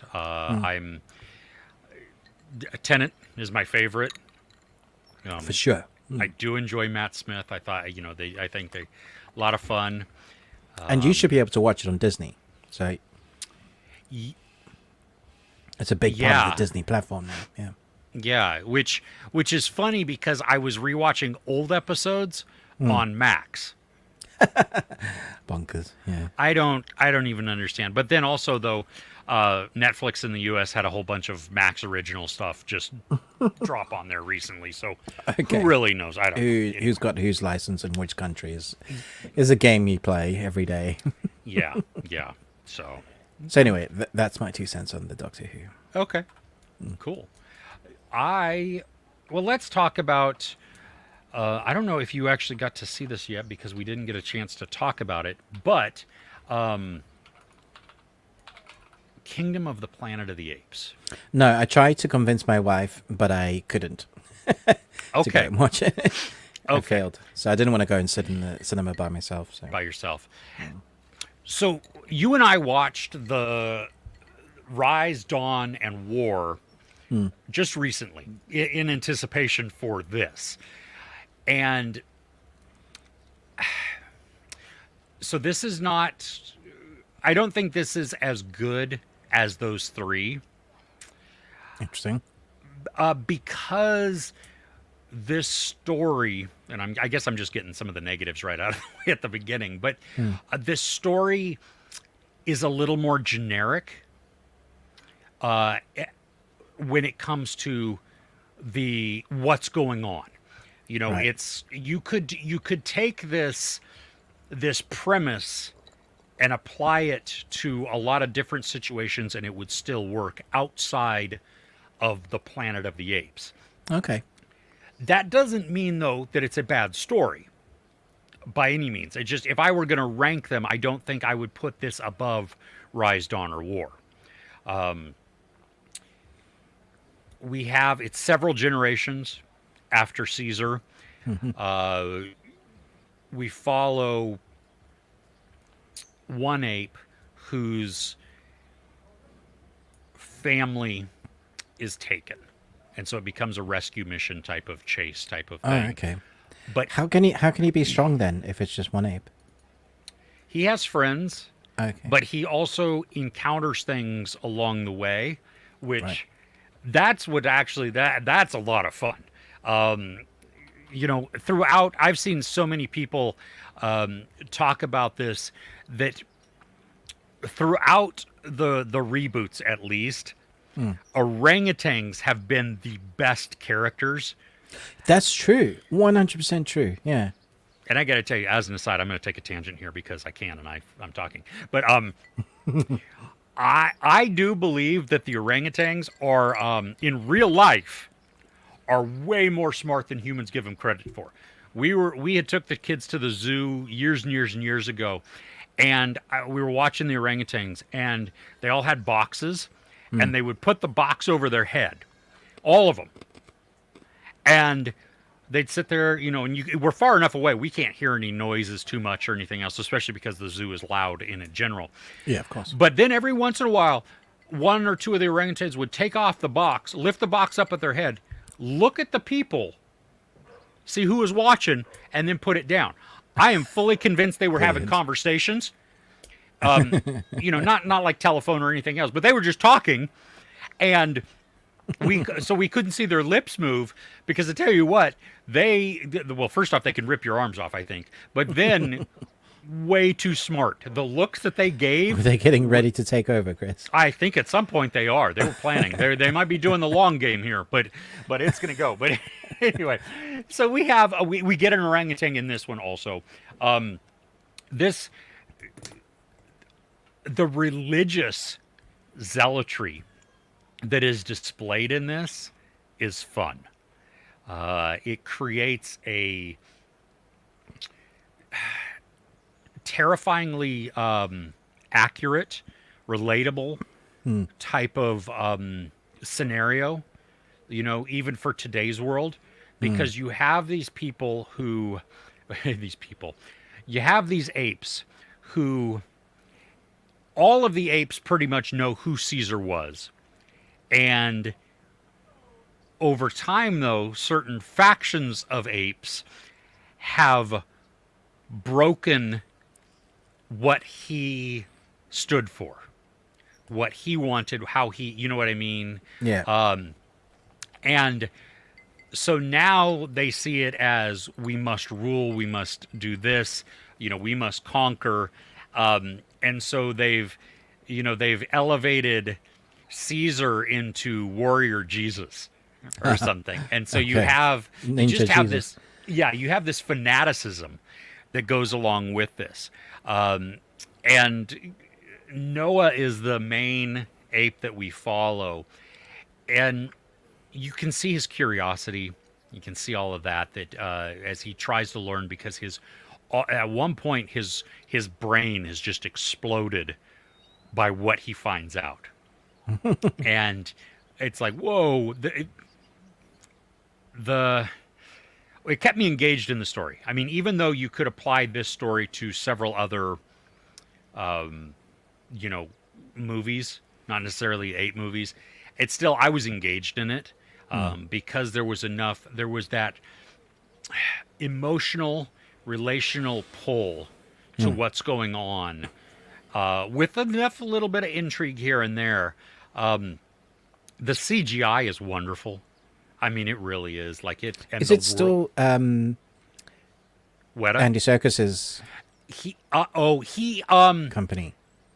It might be because he was an on-set consultant, and Yeah, because it was Imagine, wasn't it? That the did they do that? I don't know who did it, but it's but it's as good, or if not better. The CGI.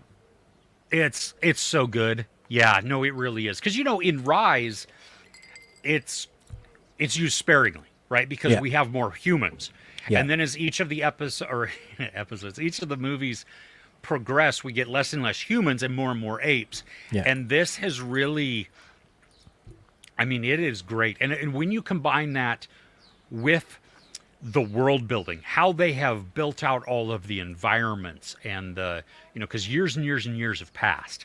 And so you have buildings that are just decrepit. They're covered with vines, the structure is kind of there, but that's about it. And so it feels very, very real, very abandoned, and like, nature has taken over. The fight sequences, dude, okay, I loved them because while there were some quick cuts and quick edits, there was also a lot of seamless stuff where you just have the that's camera great.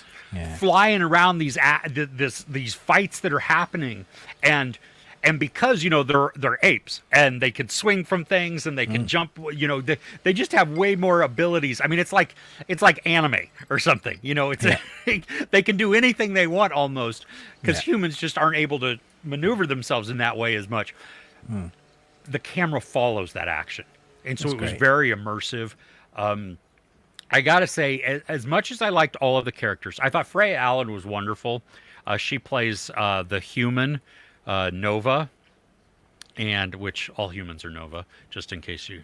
But she's good. But Kevin Durand, who was the big guy in Abigail, he. Oh yeah, He was great in Abigail as well. Yeah, he was, and he's been in so many things, and he plays such varied characters. He's super tall and he's just ripped, and so he's very big. menacing. I mean, just but here he plays Proximus, who is the Like a god. no, he's the leader of the beach apes, and the way they mocapped him, I could see him. Amazing.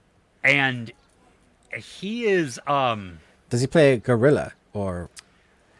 it's more of, I mean, 'cause he's not gorilla. He's definitely like A are massive they ape? chimpanzees. They're like here. This is A the baboon? one that he's. No, I mean that's him right there. I would guess that's a chimpanzee, right? Because it's not gorilla. Because there is a gorilla, and you can. I mean, that's just a whole. Yeah, big, yeah. Hulking type of thing. Yeah, but the the zealotry that comes from this, the fanaticism. Oh, so he plays the bad guy, the big kind of boss. Yes. Yes, and it's yeah. I'm not sure. No. Let's say I'm not sure. That made no sense. There is some lacking information on some characters. Oh, okay. That give that, like, you can gloss over it in part of it just because you're enjoying like the action and everything that's going on. Truly, though, when you step back, you go, well, wait a minute. Why are they like that? Why are they doing this? that? Yeah. Yeah, and that becomes it becomes a big part. Like, I want to know more. And I don't want to know more just if you're going to continue the story, in another movie. I want to know it in this one. I think it would, because it points to character motivations and background. Well, you know what? I heard the Zack Snyder cut. We'll get all of that in a 9-hour version. True, it will. Yeah. So we're good to go. Yeah, no. This is a lot of fun. I mean, it really is. I've seen some people hating on it. Okay, fine. I don't know what you were expecting. I mean, first off, it's an ape movie. It is not nearly as good, though, as Rise, Dawn, and War. That's my take on that. Okay. I would still watch this again. I want What'd you to rate see. it? Did I say 4? 4 Isn't or that 4 what and you a half? gave some of the others though? Yeah, but when I went back and rewatched them, they're because they had their there's- own issues. each of them do. Yeah, they're not perfect, but there's something within there, the emotional connection maybe.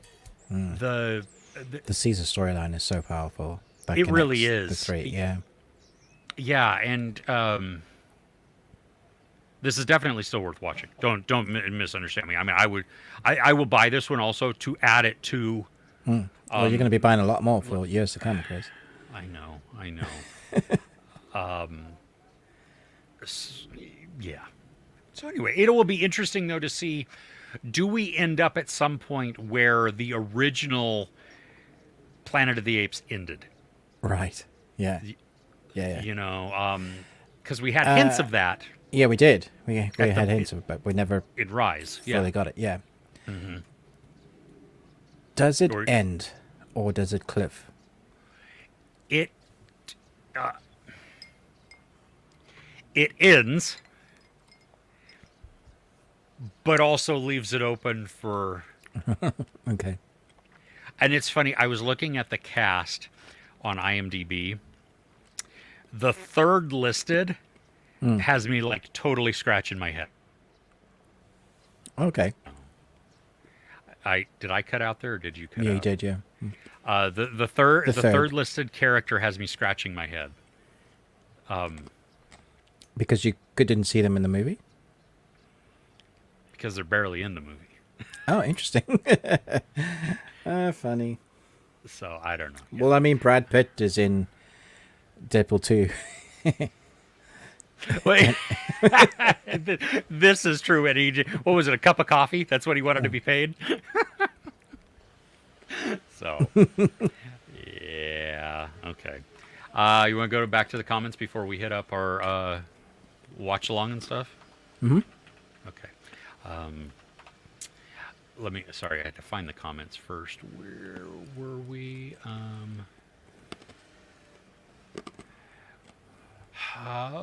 Okay. Have we watched Ron? Yeah, I think I've seen Ran. Wait. Is this... This is Oh, Japanese or Korean. yeah. It's It's Kurosawa's. it's Akira. Yeah. Yeah. I've seen most of it. I don't know if I've seen all of it. Yeah, I'm pretty sure I've seen it, but it's been a while. Yeah, it would have been a while to move. Yeah. Jade, Usual Suspects. It's a good movie. Problematic now with both Bryan Singer and Kevin Spacey. Yep. But the movie itself is, The artwork is spectacular. there. You can separate. Yes. My wife jumping in there. Ruben has toys behind him too. I actually have toys behind me. Oh, that's great. September Blue UK. Hey, welcome. Hi. How are you? Glad to be here. You've been listening for a few months, but first time catching live. Awesome. That's so cool that you're here. We appreciate that. Oh, Lovia said, it's from Poor Things. Oh, gosh. Wait, let me find it again because that was... Will it make me remember it?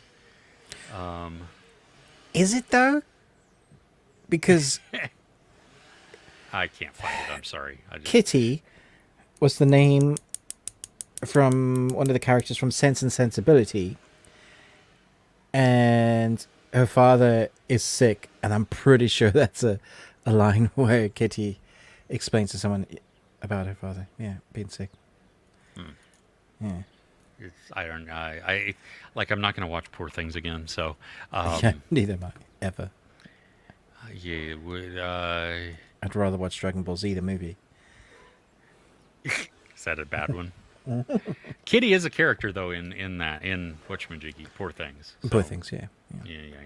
Okay, Slider's a classic. Yale, hey, it's not like all the multiverse VS that's on today's movies and series. Well, that's good. That's good. Yeah. Okay, so General says I was outnumbered a couple of times about liking Rebel Moon 2. You liked it also. That's cool. But you love the slow-mo. And Ruben, he feels like he's betraying you. I'm taking some of these back. Yeah. I'm reversing these. That's funny. I do appreciate the in-depth showcasing of how to harvest grain, because that will help me when the world goes to poo. So, but no. I'm glad you enjoyed the slow-mo also. You know, that's cool. They will ruin Doctor Who. Possibly. I hope they're not. I'm going to give it a few more episodes because I love Doctor Who, but so far I'm just not feeling it. I just don't know. Yeah, I don't know. Yeah, I love. Yeah, streaming movies in 2 weeks kills box. Oh yeah, and a beautiful experience and tradition of watching movies with a crowd in the theater.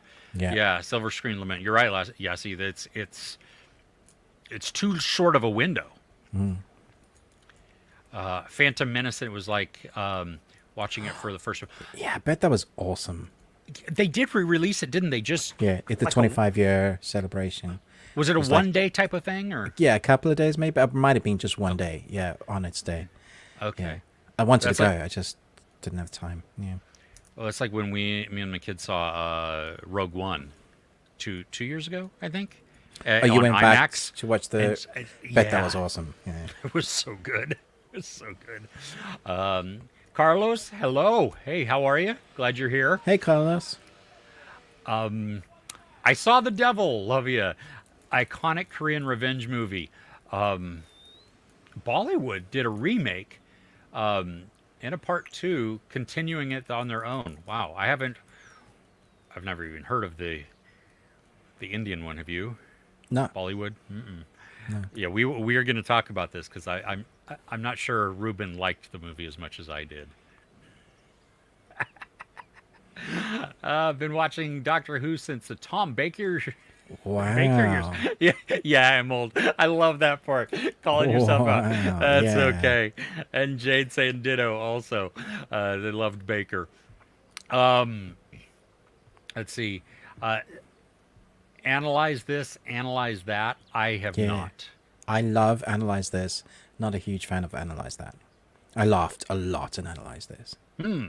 Because that's Billy Crystal and Robert De Niro? Robert De Niro, yeah. It was so funny. One's the psychiatrist. The other one is he's a mafia boss guy, and he needs to see a psychiatrist. And there's this stuff like he has a wife, but he also has a girlfriend. And Billy Crystal's like, "But why can't you do those things with your wife that you do with your girlfriend?" And he says, "Are you crazy? That's my wife. She kisses my kids." Yeah. There's a lot of really old school comedy in that works well. Okay. But yeah. The Devil. Oh yeah, Ruben and I watched that just a couple of weeks ago. Yeah, didn't we discuss that recently? The Shyamalan one. Yeah. Okay, Chris says Doctor Who's on Max. Only specials and 14 are on Disney. Okay. So Max has some of the... I don't know if it has the Christmas specials or not, but... So you say 14, but they're labeling it as season 1 because it's a soft reboot. It's so confusing. Yeah, it's weird. Because Christopher Eccleston was also rebranded as season 1. Rebranded as season 1, yeah. What the heck? Oh, gosh. Okay, Yo wants to know if you could take one movie with you to watch in heaven, what would it be? The Omen? 7?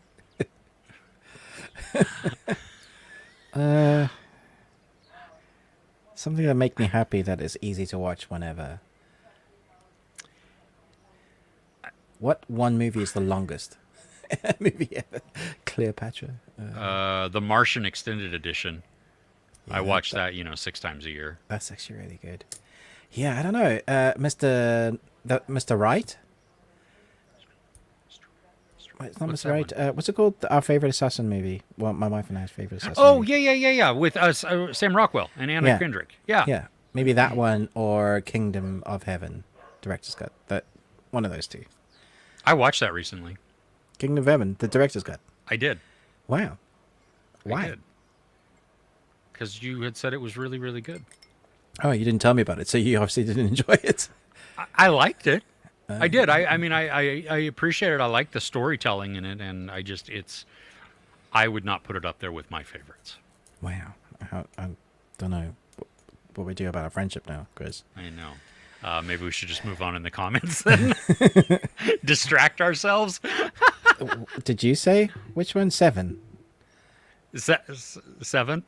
Is that Wait, what you're what? taking? 7. Oh, I did say the Martian extended The Martian. edition. Yeah, okay. Yeah, but I could do the way back. Yeah, that's great. Yeah. I had been rewatching Seven though recently too. So, comedy series Reno 911. I have heard of it. I've never watched it, mostly because it's American. Yep. Okay. Chris, like the Proximus, was obsessed with the Roman Empire. Kind of pushed him to what his motivation was and what he was doing. Yeah, you can see a lot of this, which I think, like I liked the zealotry that was present there, but you could apply Definitely this got that movie. from the trailer as well. That's interesting. Yeah. Yeah, it's effective, especially if you want to hold up a mirror to today. Did I jump out again there? Oh, yeah, you did. But you're back. But I heard what you're saying. Okay. You just froze in Yeah. the Matrix. Badger would like to see an adaptation of Ian Banks's Culture series. Great sci-fi read if you haven't heard of it. Probably my favorite. I've never even heard of that. No, not heard of it. Ian Banks. Okay, I'm going to look that up later. Badger should look up a duo called Bodger and Badger in the UK. It's great. Bodger and Badger? Bodger and Badger. Yeah. What's a Bodger? You'll have to find out. Okay. Badger, hey, chocolate chip cornetto, that's totally fine. That's good. Yeah, I'm good. I like all ice cream except those with nuts in it. What? I like mint. Yeah. I With hate the- mint. I like mint with the nuts on top of it. Ooh. Yeah, see, I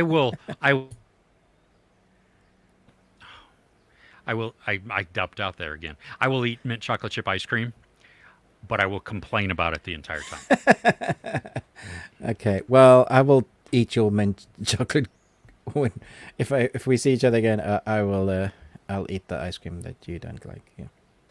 Oh yeah, no, I ran out of my ice cream, and so I started eating the kids' ice cream at one point. But then you complained about it, The entire time. dude. Like this is disgusting, and everybody's like, "Why are you eating our ice Why are cream?" you I said, still eating it? Because I don't there's have no any of other my ice cream. own. Yeah, that's welcome to Chris's brain here. Wow. I resent eating this, but it's sugar. Exactly. Let's. You want to go to our thing that Yeah. we watched? Okay, we watched I Saw the Devil. Mm-hmm. This is the one that we were supposed to watch. Yeah. It Yeah. is. I'd never seen this, but I do like the director. I like the actors. So it was definitely a first time watch. Was it first time for you as well? First time watch as well. This is I had been wanting to see this, Okay. and the brief synopsis on IMDb: a secret agent exacts revenge on a serial killer through a series of captures and releases. Yep. Every time my wife walked into the room when I was watching this, she was like, "What on earth are you watching?" I could see that. It is. Whether it's either nude woman or torture porn. Yeah, well, because our guy, Choi Min-sik, who, in Old Boy, he was also in Eczema that just came out. He is unhinged. Very. He is a bad dude. And this is not a spoiler because this is right from the get-go. I mean, the way the movie opens up, Mm-hmm. and then we have Lee Byung-hun, who I think I have a slide of him. Yeah, here. He. He's a trained detective, very skilled at what he does. Yeah, and he has access to things that the police don't, Yes. which helps him on his way a little bit. Yes. But this was. Well, I'll let you talk about it first. Did you like it? I liked it for the expertise of the film. I thought it was a very good film. The content of the film I struggled with, and the morality of it I really struggled with, because you're meant to be rooting for the detective because something terrible happens, and so it's a vengeance storyline. But the people that the detective ends up hurting because of what he does to the bad guy makes it him just as evil as the bad guy doing stuff. The justification for it. So if you're going to do revenge, I get it. Do revenge on the person, but the consequence of that revenge shouldn't take revenge out on other people. And not necessarily all those other people were bad that got extra revenge, and some of them definitely needed to die. But yeah, it was an interesting story.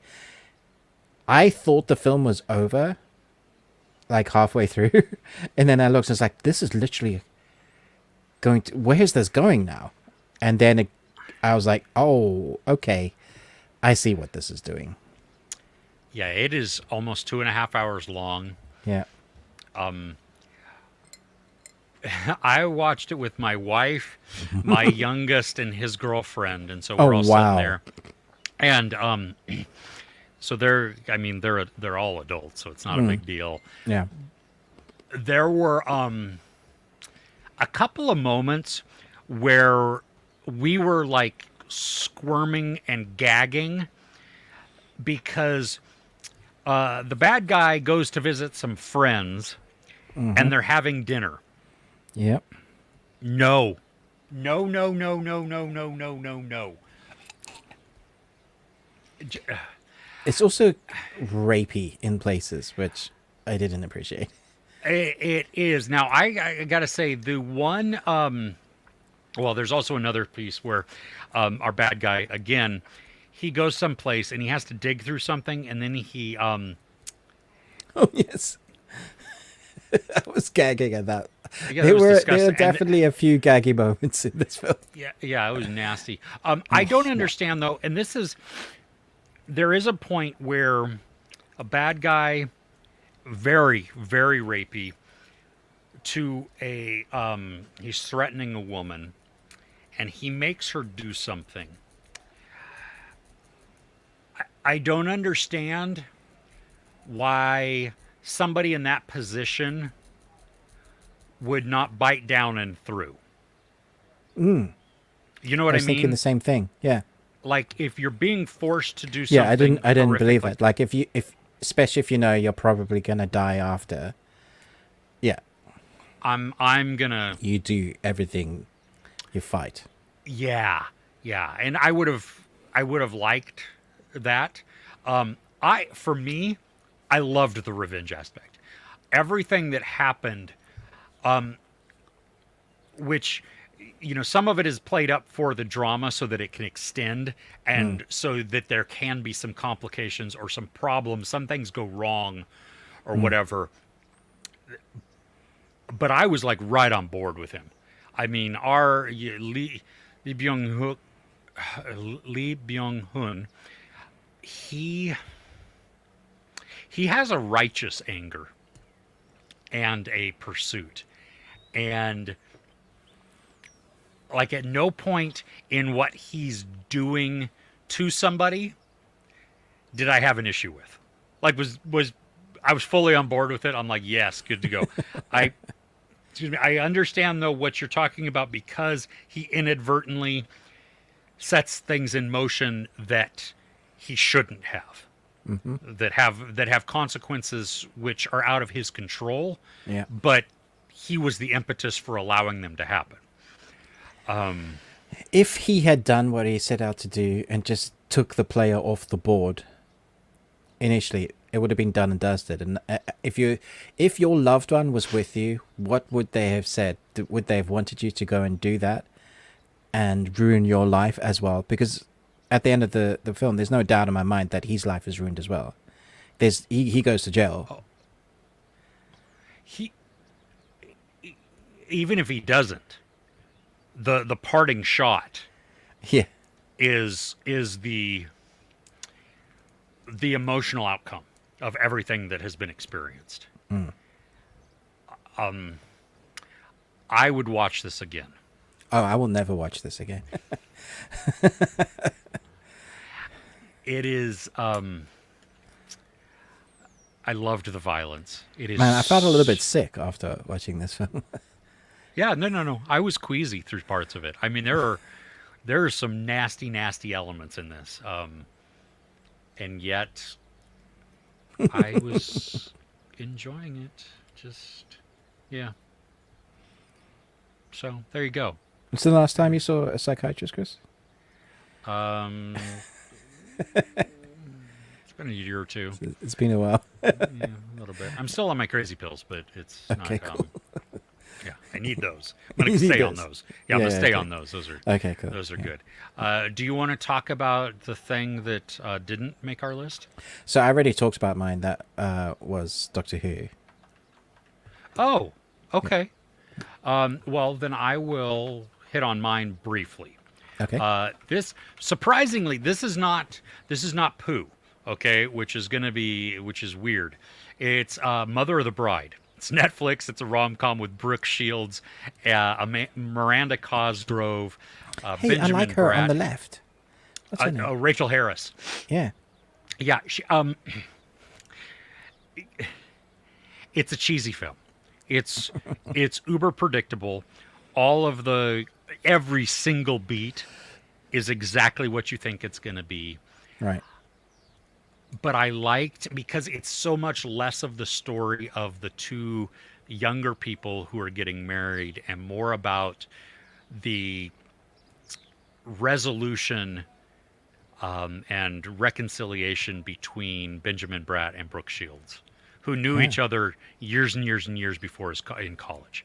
And not every element in this needs to be there. Chad Michael Murray is in this as like a most of the time he has his shirt off. He is ripped, and so there you go. But he's like a distraction almost. Like, he doesn't need to be in there because he doesn't totally add anything. Right. A lot of the humor is very cheesy. It's very forced. But the whole thing was cute. It just, like, it was an easy watch. That was the thing. That it didn't annoy me. It did not outstay its welcome. It was like, I think, 88 minutes, something like that. So, short, quick, over and done with. Will I ever watch it again? No. Is this if I were comparing this to some of my other rom-coms that I really, really enjoy, this one would be like ranked really, really low, because that's why I don't compare films to films while reviewing them. You know what I mean? Because otherwise I would compare everything to, like, Lord of the Rings and how masterfully some of these things were Nothing executed. compares to that ever. Yeah. Yeah, and so it would just be poo. So, but it's fun, it's cute, it's like casual watch, but not an annoying casual watch. So, yeah, nothing spectacular, nothing to write home about. But if you're in the mood for something, if you're looking for something to watch, give it a go. Cool. Yeah. I'm convinced. Aren't you? Yeah, I mean, come on. It's in a nice location. There's some humor, good friends. Nothing's mean-spirited, really. Could I play chess and have this on in the background? Is it that sort of movie? Yeah. Yeah, Cool. yeah, you could. I mean, this is like you could sit on the couch with your partner, scrolling your phone, Oh, yeah. have I a got giggle it. every now and then. Yeah. I mean, super And then low when the credits stakes. roll, you're like, oh, is it over? Okay. Yeah, exactly. I mean, there's the complications that are thrown in when you know they're going to be thrown in. You know, there's the misunderstandings that's It's causing no the tension. Love Hard or Love Actually or any of those. No. It works, though. So, Cool. yeah. All right. Yeah. Nice. Do you want to go to what we're entertainment news before we go back? Yeah, let's do that. Okay. So I already mentioned about the 9 movies of all the Apes movies that we're getting. So that's a thing. Not sure how I feel about that, but all right. Yeah, if it ain't broke, milk it to death. Until it is broke. Yeah. Did you mention about Abora Borealis? Did anybody see that? I'm just wondering. Yeah, I didn't get to see it. I was I see them. Okay. Talking about the mocap and Andy Serkis. Uh-huh. There's The Hunt for Gollum coming out with Andy Serkis. There's also a fan film that was done in 2009 titled The Hunt for Gollum, which had 13 million views and was very well received. And the day after the trailer or the announcement for The Hunt for Gollum came out, Warner Brothers issued a copyright strike on their channel. And they have now since reversed that because the internet went mad. And they said, oh, sorry, it was by mistake. And I'm sorry, that's just bullshit. It's just absolute bullcrap. That's not by mistake. You don't want the same name associated in a your IP, so you just decided to ruin their creativity. And now because the internet has said something, like, Warner Brothers just keep making really interesting decisions. That's curious. It's stupid. Like a bad PR move. And talking about stupid. Yeah. FX is looking to make season 2 of Shogun. I saw that. What is that about? The showrunners said no. We're doing 1 season because that's what the book is. We're sticking to the book. Yeah. I don't know I don't know how true this is yet. Because the only source I saw credited was Deadline. Deadline are pretty accurate, though. They are, but Discussing Film was talking, I mean, you know. I just no. Just no. Yeah. Well, Andy Serkis is also, I think, directing the movie. Yes, he is, yeah. And also, obviously, going to do the mocap and stuff again for Gollum, because he is Gollum. Yeah. He is Gollum, yeah. I definitely want to watch it. Like, yes. Andy Serkis doing Gollum. There's so much stuff that's in the books that we didn't get in the film still. There's a lot of stuff that they can do. And I'm done with fans being mad about, like, anything new in Lord of the Rings. Like, just give me new content. Like, whenever there's new Star Wars stuff, I'm like, I'm happy we get new stuff. Might not be as good as the stuff we've had before, but I'm glad they're expanding the world. Now, do I want them to be amazing? Yes, but we can't always hit magic. Sometimes it's just good, and that's okay. Yeah. Well, and following on that, and then we'll follow into some other things also. Remember how when the writer strike ended, like the first bit of news that really came out was Greg Daniels, the creator of The Office, the U.S. version of The Office, had said, I've got an idea. We're going to do something that's like The Office, that's in that same vein. Yeah. Well, it's in production, or they've started actually like pre-production for it. For what? It's a publishing company, I think. Okay. Not a paper company. So it's not actually Office, it's Office adjacent. Office adjacent. Okay. Interesting. But I'm sorry,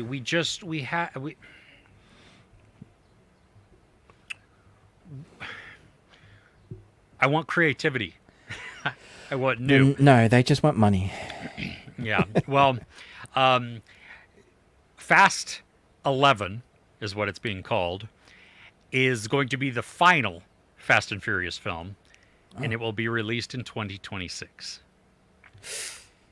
So what is that, 5 years after Fast X ended on a like literally Massive. mid-action scene? Yeah. That's ridiculous. Yeah. And they would have aged somewhat then as well. Mm-hmm. That's a big chunk of time. Yeah. then following with news with that tied in, Vin Diesel, he is going to be Riddick. Yes, I knew Riddick was coming. Yeah. Okay. So Furiosa. they're Furia. Furia, But not Furiosa. yeah, Furia. yeah. In August is when they start filming. I'm what? So he That's- stopped his fast one because he wanted to do a Furia where it stars him as the lead and nobody else. Cool. I mean, I've always liked the Pitch Black movies, so let's see what he does with this one. Hopefully, it gets in shape again because they hid the pouch well for the last movie. Yeah. Yeah. Well, Yeah. he's older. You know, it is hard to keep that svelte. When you're earning 50 million a movie, let's not, you know. Well, this is true. I mean, that's your only job then at that point, Yeah, right? Is to yeah, work exactly. out. Yeah. EA, the games company, EA, Mm-hmm. it's in the game. CEO Andrew Wilson of EA says they are looking into ways to put ads into major games. So, What? So, and they've got a Star Wars because they did like their 2 Jedi Outcasts, Jedi Survivor games, and they were fun. They were good. And I got angry, but I could see it in the Jedi games as like if it's in a neon city and it's on like a sign and they're like advertising something as you go past, you know, as you're running past and shooting. If it's something like that, like, you know, in Blade Runner, you know, Yes, the stuff that just kind on the that side, yeah. stuff that's just there. But if it stops game and gives you an advertisement, that would be shocking because you're already forking out 70 quid. So here's my theory. Probably won't happen. If they do it and manage to make games cheaper to buy because they have advertisements in games, that might benefit the player. But if they keep the prices or raise them and then have advertising and marketing in them, which probably what's going to happen, then that's just bullcrap. And then to compound that, if they take back the game. Yeah, take back the game and also, you know, have microtransactions. Yeah, yeah. So, yeah, I tell you what, the video game industry was like making piracy a normal thing, Yeah. like advocating for that because it's Yeah. if I've paid for the game Yeah. and I own the game, and then you tell me I can't get access to the game anymore, Yeah. you've stolen from me. So A few it's not sites have theft done anymore. that for films, haven't they? Where they no longer are on the store of the PlayStation store, so you can't get access to the game, the films you bought, Yeah, and don't give you refunds for that. yeah. Which is why I will never buy specifically a digital-only movie. Yeah, so if the physical media comes with that code, then you get the digital, but you also have physical media. Yeah, no, I get Exactly. that. Yeah. Yeah. Lord of the Rings live action, a new Lord of the Rings live action movie is now being written, and Peter Jackson is set to produce. Oh, maybe that's the one Andy Serkis is directing. Then. This isn't the Hunt for Gollum. This is something different. Yeah. No, yeah, I know. I because the one that Andy Serkis is directing, I thought was the one that Peter Jackson was producing. Right. Okay. I don't know. Okay. Wow. Ralph Ineson, who has that just That's iconic so funny. voice. I've literally got that. Oh, did you? Yeah. Yeah, he is going to be Galactus in Fantastic Four. That's coming He's out. such a good This is a good choice. I'm not often happy about casting choices, but yeah, obviously it's going to be mocap and it's going to be CGI, Yeah. but his voice, if they manage to mocap his face on for the Galactus part, yeah, because he's got presence, so Yeah, I mean, he was the Green Knight. I mean, he's been so many things, but he Yeah. has that. Yeah, it's great. Good. Yeah. Marvel won't release more than 3 movies and 2 shows per year going forward. So everything we've been telling them to do for years, they're now doing. Okay, but 3 movies, 2 shows Yeah. a year. That's almost one every other month. Yeah, but they were doing more than that, so they've cut down. Yeah, that's like though. I They I said pooed in more my than, underwear, so there's but it probably didn't- some years there'll be 2 movies and, you know, Okay. one show. It just depends on the crossover, I guess. Cool. I don't have any more news. Oh, okay. the first season of Netflix's I don't know, I'm just making up words, just making up information. The first season of the next Game of Thrones spin-off, A Knight of the Seven Kingdoms, will be 6 episodes long. The first 3 episodes directed by Owen Harris from Black Mirror. So that's actually gone ahead. They know how many episodes, they know who's directing. Okay. Yeah. I have no idea what this is about. Okay. Yeah. Hey. Uncut Gems has now left Netflix. Their original movie that they made, that No, they no, no, produced. they didn't make. They didn't do. No, that was the A24 movie. Oh, okay. So, okay, that makes more sense. I really thought that was one of their originals. Oh, yeah. No, it's a spectacular movie, though. Okay. One of the most stressful movies I've ever seen. Is it? Uncut Gems? You saw Uncut Gems, right? Adam Sandler? Yeah, I switched it off. Yeah, I didn't like it. Oh. Yeah. That was my birthday movie that year. Yeah, I'm sure your family were really happy about that. My oldest was. Nobody else was. Yeah, I rest my case. But that is all the entertainment news I have. Cool.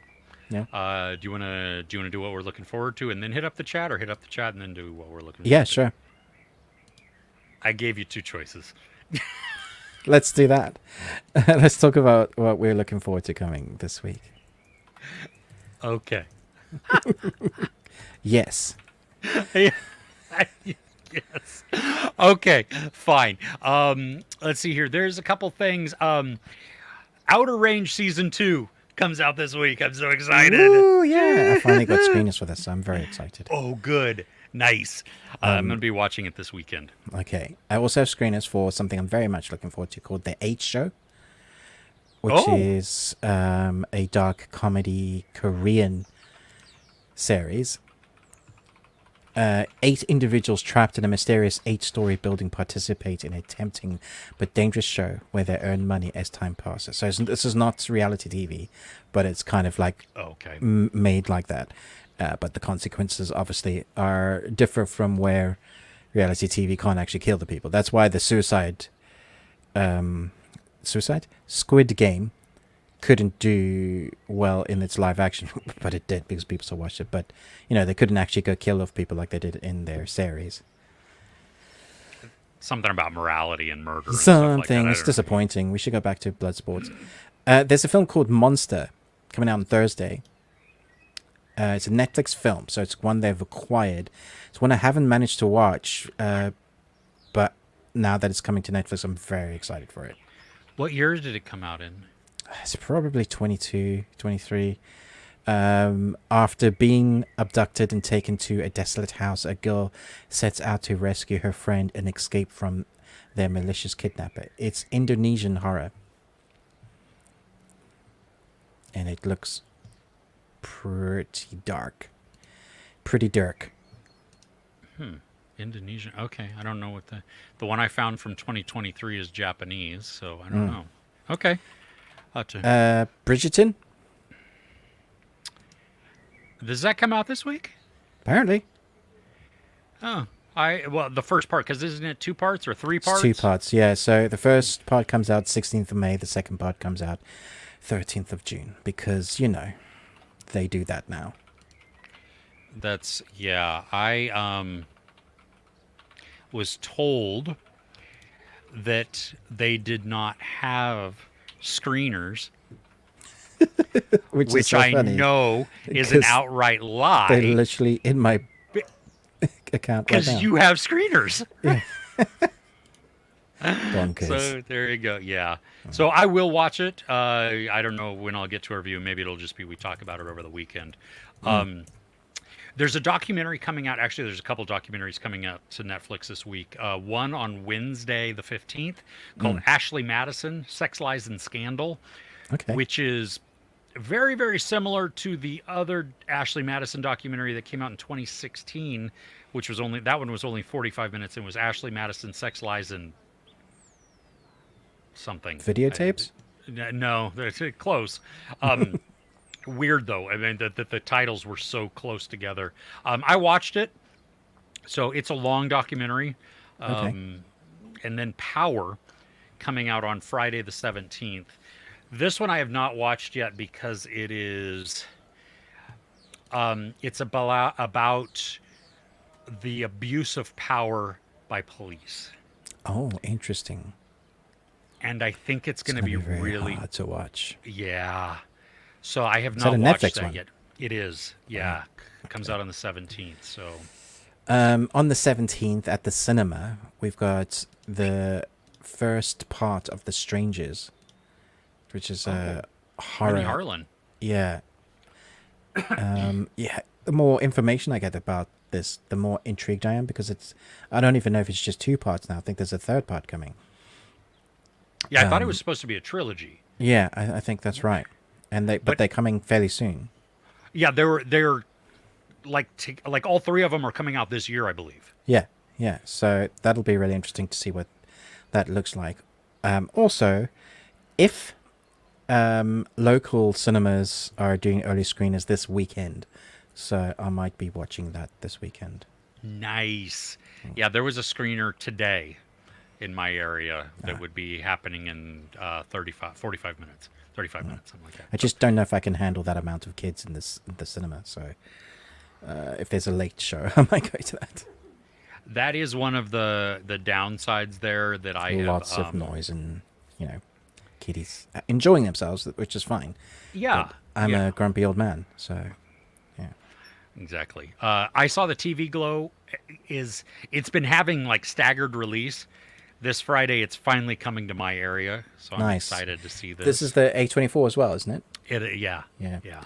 I really want to see it. It's not coming out yet for a while, I think, but yeah, it looks great. On Shudder, which I watched both of these movies last night. Okay. There's a 1994 movie that has Nikolai Coster-Waldau. I don't know if that's how you really pronounce his last name or not, but he's Oathbreaker. He's the Kingslayer Oathbreaker's the sword, right? He's the Kingslayer in Game of Thrones. Well, he was in a movie in 1994 called Night Watch, which was then remade in 1996 or 7 with Ewan McGregor.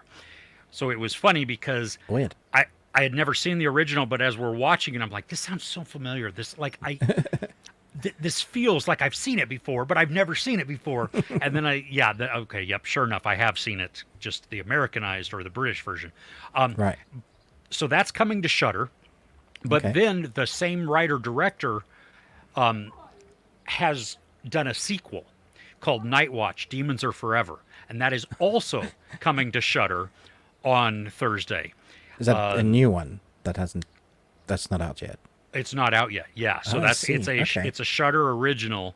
And so they're dropping both at once, and they have some of the same characters, which is kind of cool. If you've never seen Night Watch or it's been a really long time, like I appreciated watching the first one and then going right into the second one, into the sequel. Because So you're not talking about the Russian Night Watch, the vampires? No, movie. not the vampire movie. Because I really appreciate that. I love that. And Daywatch, and we're never getting Twilight Watch, which sucks because the book has so bad, not been read or written. Yeah. But so anyway, yeah. So those two are coming on Thursday or Friday, depending, I guess, on your time zone, maybe. But both to Shudder. So if you need a doubleheader of thriller, and it's disturbing also, especially the first one is really disturbing. Okay. Yeah. Nice. I only have one other thing that I'm looking forward to. Thelma the Unicorn on Netflix. Does that come out this week? It just looks cute. Is it coming out this week? Yeah, the 17th. Oh, okay. Yeah. Yeah. It cute. Nothing else. You know what I mean? Like I have a high hopes for this or anything else. But you have a horse who then accidentally becomes a unicorn. Oh. Okay. Sounds How can fun. you go wrong with that? Yeah. How can you go wrong with that? Yeah, I agree. Do you have anything else? No. Okay. Let's go to the chat then. Okay. We've got a lot of them to hit Already? up. Okay. Yeah. Cool. People be chatting. People be chatting. Yeah. Okay, so love you. Going back to Planet of the Apes. Oh, yep. What you? Wait, 9 after? No, it's 9 Kingdom, or altogether. eight So we've had after? 4, and we're going to get another 5. 3, 3, and 3. Wow. Yeah. Okay. Wow. Nope. Ron is Kurosawa's King Lear. I guess. Nice. I think. It's Yeah, I been a think really I've long seen- time. I need to go back to watch that. Yeah, I do too. General says, I always hear about Doctor Who. If I want to start it, should I watch everything or select seasons or episodes? Sorry, Ruben, I hope you still serve under me. Personally, I would start with the reboot of season 2 where it begins David Tennant. Christopher Eccleston is fine because that's when we're introduced also to Rose. Yeah, the Rose character. But for me, Christopher Eccleston was just angry. Hmm. It was like the He angry was Doctor Who. really angry. Yeah. And I just didn't like that. Yeah. So I think you can start pretty much anywhere, though, because it's always I gonna think you harken could back. watch Tennant and Matt Smith and then not watch any others, and you'll be fine.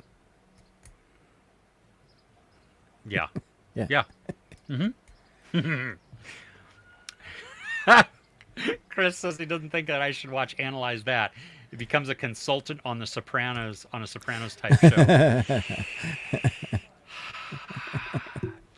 Hey, we all know that I love Sopranos. That is one Yeah, of you my do. It's one of your go-tos. It's one of your favorites. absolutely. Yep. Yep. Just like The Shield. Ruben did like. Well, these really go far back, eh? Yeah, they do. Yeah. Ruben did like it. I think it was messed up. It was You messed didn't up. like all of it. Yeah. Yeah. Oh, you don't need no Farragon badges. Oh, you ice hole. See, My I thought mother- he was Mick taking Lord of the Rings. I don't need no Frodo Baggins, and he was going Farragon badges. Oh, yeah. You Farragon bastages. You ice holes. My mother slapped me once. Sorry. And that's how I died. Yeah. What did you think of Them, the Scare? Did we talk about this last? Oh no. Okay, so I watched it, did a review. Ruben had watched it, and we talked about it last week. On our Patreon, we did a spoiler discussion. Yeah. Which And our Patreon starts at £1, so if you want to jump on there, I'll probably drop that. I was going to wait a few days, but yeah, I can drop that today. okay. Because I just dropped. What else did we do? Baby Reindeer. No, we didn't do Baby Ranger. We didn't do Baby Reindeer. I don't know what we did.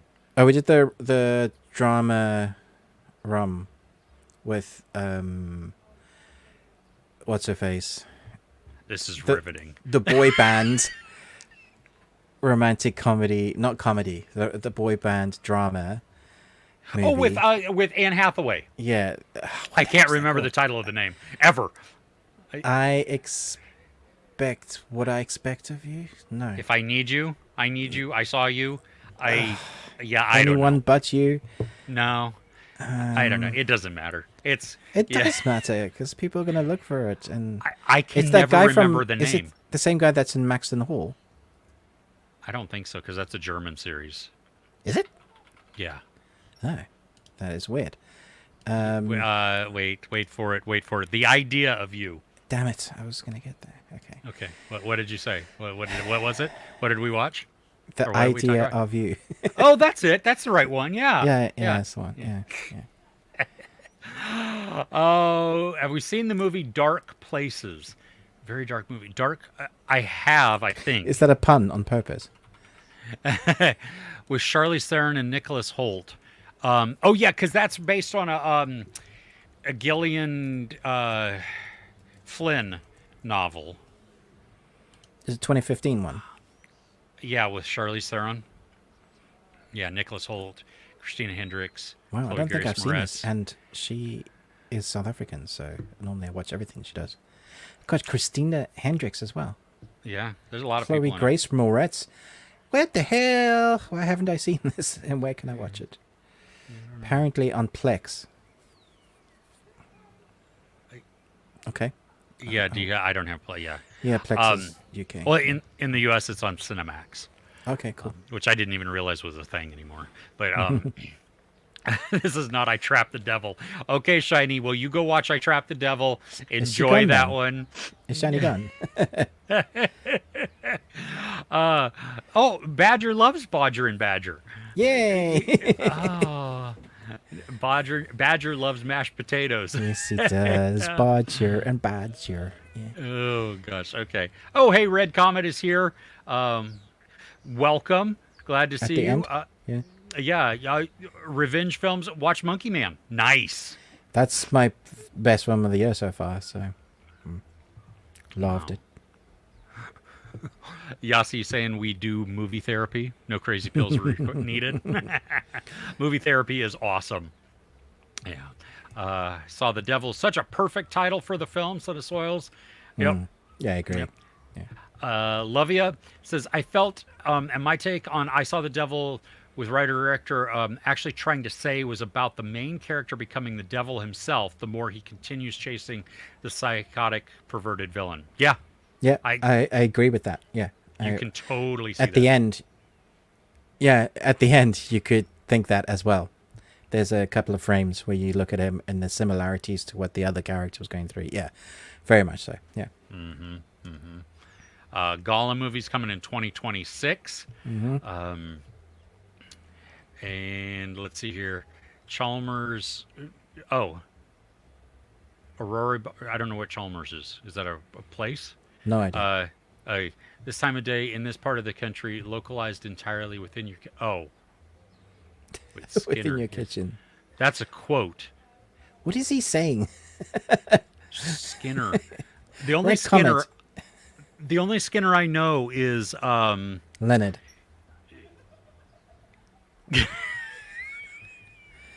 No! Okay. FBI Deputy Director. Oh, from X-Files. What? Yes. Yeah, Yes. that's gonna... Yeah. I Saw the Devil is on AMC. No, it is on Hulu, but it's also on Peacock. If you have I started watching it on Hulu and then forgot that I didn't have Hulu without ads because I pay for it for the year and they won't allow you to do that if you want Hulu with ads, which is stupid. But so an ad came on, I was like, oh hell no, and turned it off and then went to Peacock and I have ad free all the on Peacock. So there you go. In the UK, if you subscribe to Studio Canal via Amazon Prime, you can watch it. Oh, okay. Nice. Entertain me. That's a quote too, I'm sure. Are you not entertained? Is all I can think about. There you go. Yeah. I was saying, yeah, the Office universe. So it's adjacent newspaper and journalists. So I wonder if we'll have some crossovers then with some of the other actors coming to join. You know, they've moved on. Because they need to find. Well, the newspaper and journalists, they need paper. No, they Yeah. don't. Well, the newspaper does, but nobody uses. Anyway, I just no. That's all I'm saying. No. Okay. X-Men 97. We did not talk about X-Men 97 because Ruben has not caught up, I think, on the most I'm waiting current for episodes. the last three because it's a trilogy, like a part 1, 2, and 3 to finish, and then I'll just talk about it then, I guess. Yeah. Riddick again. Yep. Yep. Oh yeah, Donald Gleason is in it, which that makes me like happy. Weird though that he's. I wonder if he's playing an Irish person who's just in the U.S. or if he's actually doing a, an American accent again. So, yeah, I don't know. My guess is it's probably. Oh, okay. This is going back to your thing about EA and the sport or the ads. Oh yeah, maybe on the billboards. You know, when you're mid game, Midfield. they literally have an advert on the big digital board. Yeah. Mm-hmm. Or if you're playing like a FIFA game or something like that. Yeah, they like normally would have FIFA them. on the banners. Don't they have that already though? Isn't that advertised? It's Sponsored probably by though Adidas or Coca-Cola. maybe it might be. Yeah. Galactus is pretty big. I figured because the name is Galactus that it was monster size, like larger than planet. We had a Galactus In the Eternals, right? No, that wasn't Galactus. Flippin' heck, in the worst film, the Green Lantern movie with Ryan Reynolds. Oh. I thought that was Galactus. Or was it? We've definitely had a Galactus, Silver Surfer. Anyway, I think he was depicted the last time we saw him as a big cloud thing. They just didn't go with what he actually was. And I was just like, why? We need to have... He is the Silver Surfer. His herald comes and scouts the planets for him. And then... yeah, I'm pretty sure it's the Silver Surfer. And then, he comes and eats the planets because he's a planet eater. So wouldn't that just be the end of the MCU? Mm. Yeah. Okay. I mean, if you're... Well, but isn't... who was Devourer of Planets? Wasn't Dormammu? I am here to negotiate. Yeah, there seems to be a lot of them. Yeah. Yeah. Yeah. There has to be balance, though. So who eats the planet eaters? Yeah. Well, those ones, in the Eternals, those were Celestials. Yeah. Yeah, because they created planets. They created planets. So yeah, maybe that's the balance. Yeah. Maybe. Yeah. Maybe the one day they'll explain in the MCU why there's a giant celestial thing in the ocean. They won't, will they? They're just gonna leave that. Yeah. People have placed that as an art installation to also then make it into a like a coral sea. You know what I mean? Like a coral formation there. So yeah. Why do Marvel's writers suck? Yes, I could write a book about that. I think a lot of it has to do with the rushing. The speed at which they're trying to put out content versus slowing it way down and giving us 2 movies a year, maybe. Rather than doing 17 rewrites, maybe do 50 until it's really polished. Yeah. And have the roadmap really figured out. I don't think they have... It doesn't feel like they have the roadmap as figured out. No, they definitely had for the first few phases, but this one, they didn't. They didn't know where they were going. Yeah. Levy said, the quote from Poor Things where they're at the couple, or they're at the dinner with the couple. That's right. I do remember. Right. Okay. Them saying that. Red Comet. Yeah, Bear season 3 is coming out. I've seen 1 episode, and not even 1 full episode of the show. My wife is like, "You need to watch this. You need to sit down and watch it." And I'm like, "Okay." The one I watched was in season 2, where it was the family dinner, which was like, that was hard to watch. It was so angry and devastating and stressful and well executed. So, yeah. Yes, chef. Nice. All right. Knights of the Seven Kingdom follows Duncan and Egg, a novella. What? What is Knights of the Seven Kingdoms? Where we talk, we had to. Oh, we spoke about that Game of Thrones. Yeah. Oh, okay. A novella. So they're making a series out of the novella. Okay. Bye, love you. Glad you were here. Thanks for joining us, love you. Yes. Monday is the epic showdown with the banker on the Islands finale. Woo! What a ride. Chris, I am so glad that you were on this. This is going to be outstanding. Do you think they will reveal the banker at this time? Or do they save that like for the next... Well, I guess not. If this is the finale. You sounded like a commentator there. That was so good. Look at them coming into the ring right now. Yeah, in the corner, we have... Yes, Red Comment. The Crow turns 30 on Monday. It is coming to theaters. Yes, it is, apparently, yeah. It's probably going to be raining on that day. It can't rain all the time. I'm going to see, though. I'm going to see if it's playing around me and if I can go see it. Because I did see it in the theater when it first came out. And so it'd be outstanding to do that again. That movie is such a vibe. I love it. Yeah, it is. Oh, okay. Do you know if there are any more Fallout series planned? And do you it's already been picked up for season 2, so... It has. Hey, Dags? Dags? Dags? Do you like Dags? Dags? Oh, you mean dogs. Yeah, Dags. Dags. Yeah, I like Dags. So good. I want to watch that again. I got to watch it. It's been a while since I've seen it. Been meaning to finish Outer Range on half of episode 1 from years. Dude, okay.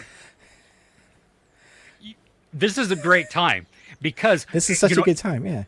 Amazon, when they released season 1, they did it weekly. But this one, they're releasing it as a binge all at once. I didn't realize that. Okay. Yeah, I am like, because they want it to be, they want people with the continuity. I think they see a lot of people drop off over weeks as it goes along, especially when series like this are they're heady and they're, strange and mysterious. You need some questions answered as well. Yeah, well, and they're so, there's so much competing. So this is the one not in space. This is the one with the hole in the ground. Yes, this is Josh Brolin, and Imogen Poots. This is not the one that got cancelled. The other one got cancelled. Yeah, which is unfortunate too, because that one was spectacular. That was great as well. Yeah. So finish it, start it, finish it, so that you can then go right into season 2 this week and finish it all out. So Fallout season for 2 You're right. No, what? Okay. Have we seen the movie Emily the Criminal? Yeah, I saw it when it came out at Sundance. I just thought it was okay. I didn't love it. Then it came to Netflix. Did you see it, Aubrey Plaza? Nah, I couldn't be bothered. Okay. Let's see here. We have commentary back and forth between everybody. Weather's pretty warm today here in UK. How you coping, Ruben? I'm not. As you can see, I've frozen. That's how much I'm not coping. Oh, goodness. Oh, mine. Let's see here. In the U.S. right now, it's hotter than it is where Ruben lives. So it's 25 degrees Celsius here in the U.S., 77 Fahrenheit for those of us that don't know what Celsius or how to transition that, because I just don't even know what it means. But the idea of you sounds like an Ed Sheeran song. Ruben, the idea of you sounds like an Ed Sheeran song. Yeah, it does. Yeah. Going back to the weather, I'm so jealous of our neighbors. They've put out their pool. They had to build it and fill it up, and they have a jacuzzi. And I hear the bubbles from where I'm sitting of the jacuzzi and the kids playing in the pool because it's hot. Yeah. You should just walk over. I should. They are friendly. Oh, there you go. Yeah. Ruben, Yale wants to know what your T-shirt says. It says this, yeah. I am a writer. Anything you say or do may be used in a story. Nice. Sully, huge Lord of the Rings fan, but underwhelmed by a Gollum movie. Middle Earth's a big place, and there's a lot to explore, and then that's what they're going with. Makes sense. Well, we still got Rings of Power. They're exploring their season 2 is coming. That's got a big 5 series arc. If you didn't like season 1, well, I don't know what to say for you. I loved it. There's more coming, so I think they're just continuing to build out, flesh it out. Yeah. They're gonna hit the Cimmerillion. Yeah, that's going to be an interesting one. See what they can take out of that to make a story, because it's a complicated read. I died for a second there. Oh, did you hear what I said? No. So it's going to be an interesting one to see, because it's an interesting read, like what they can take out to make a movie. Yeah. Aurora Borealis is from The Simpsons. That quote that Red Comet. Thanks, Red Comet.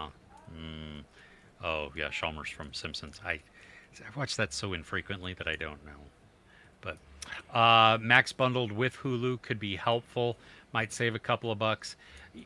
Yeah, it's a new bundle that people were losing their mind with. Did you see that? I didn't see this one, no. Yeah, so Hulu, Disney, and Max are coming together for one bundle, and it must have been some extreme Christian people again are saying that now Disney has porn on it because some of the HBO series are quite adult, which is fine. But I mean, what world do these people live in? The internet has porn on it everywhere.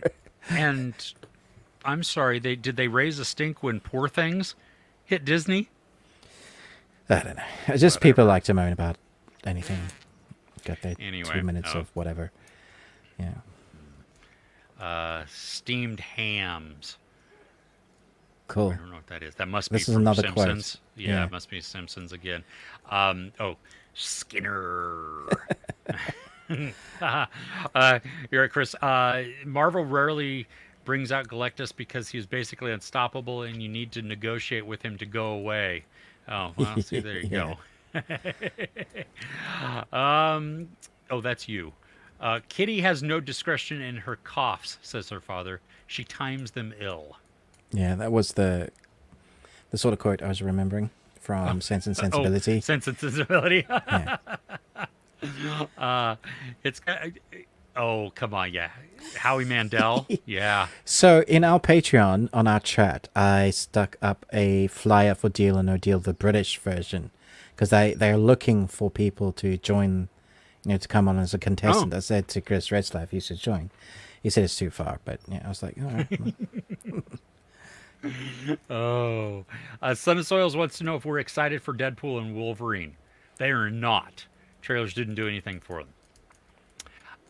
I'm excited because I like Deadpool. I like the... I trust Ryan Reynolds, so... Yeah. Yeah, I mean, I think he does a lot of the same. His character has become a lot of the same throughout. It doesn't even matter if he's doing a Deadpool movie. I mean, his just delivery and everything. Yeah, and Hugh Jackman signed off on it, and he always said that he wouldn't go back because he did Logan and he was finished with the character. So I think there's enough of something in here for him to be enticed to, suit up, do the training, all of that, get back in shape. And I think it could be really fun. I'm interested in how they fix the timeline, which is what they've said they're doing with this movie. They're going to fix all the mistakes they've made, basically, do a flashpoint and reset and go from there. I marvel Jesus. Yeah. Yeah. Exactly. Yeah. I like the fake antagonistic relationship off screen. That's been going on for years. Yeah, that is, I mean... That's so entertaining. This has, like, such built-in marketing. Yeah. Already, because of everything. So that's, Yeah, it's genius, really. Ruben, did you finish Ninja Kamui? I have one episode to go until I'm finished it. And, yeah, I got to say, I was super hyped at the beginning. But there's been a lot of lag. Not lag, but it's just not the same intensity that we've been having like consistently. I have really enjoyed it, but I felt like they find their pacing and then they get going and it's excellent, and then they drop down and then they find their pacing and they get going and it's excellent. So it's been a bit topsy-turvy. I like the story because it's dark. So when you get the action, you really want our ninja to take out the bad guys, because he basically lost his wife and daughter in the most horrific way. And so you're like with him. You're like, okay, kill everybody. And then you get to see incredible fight scenes that are super fast, but you get to see them. So, yeah, good fun. Cool. I'll, next week maybe. I would have watched that last episode. Okay.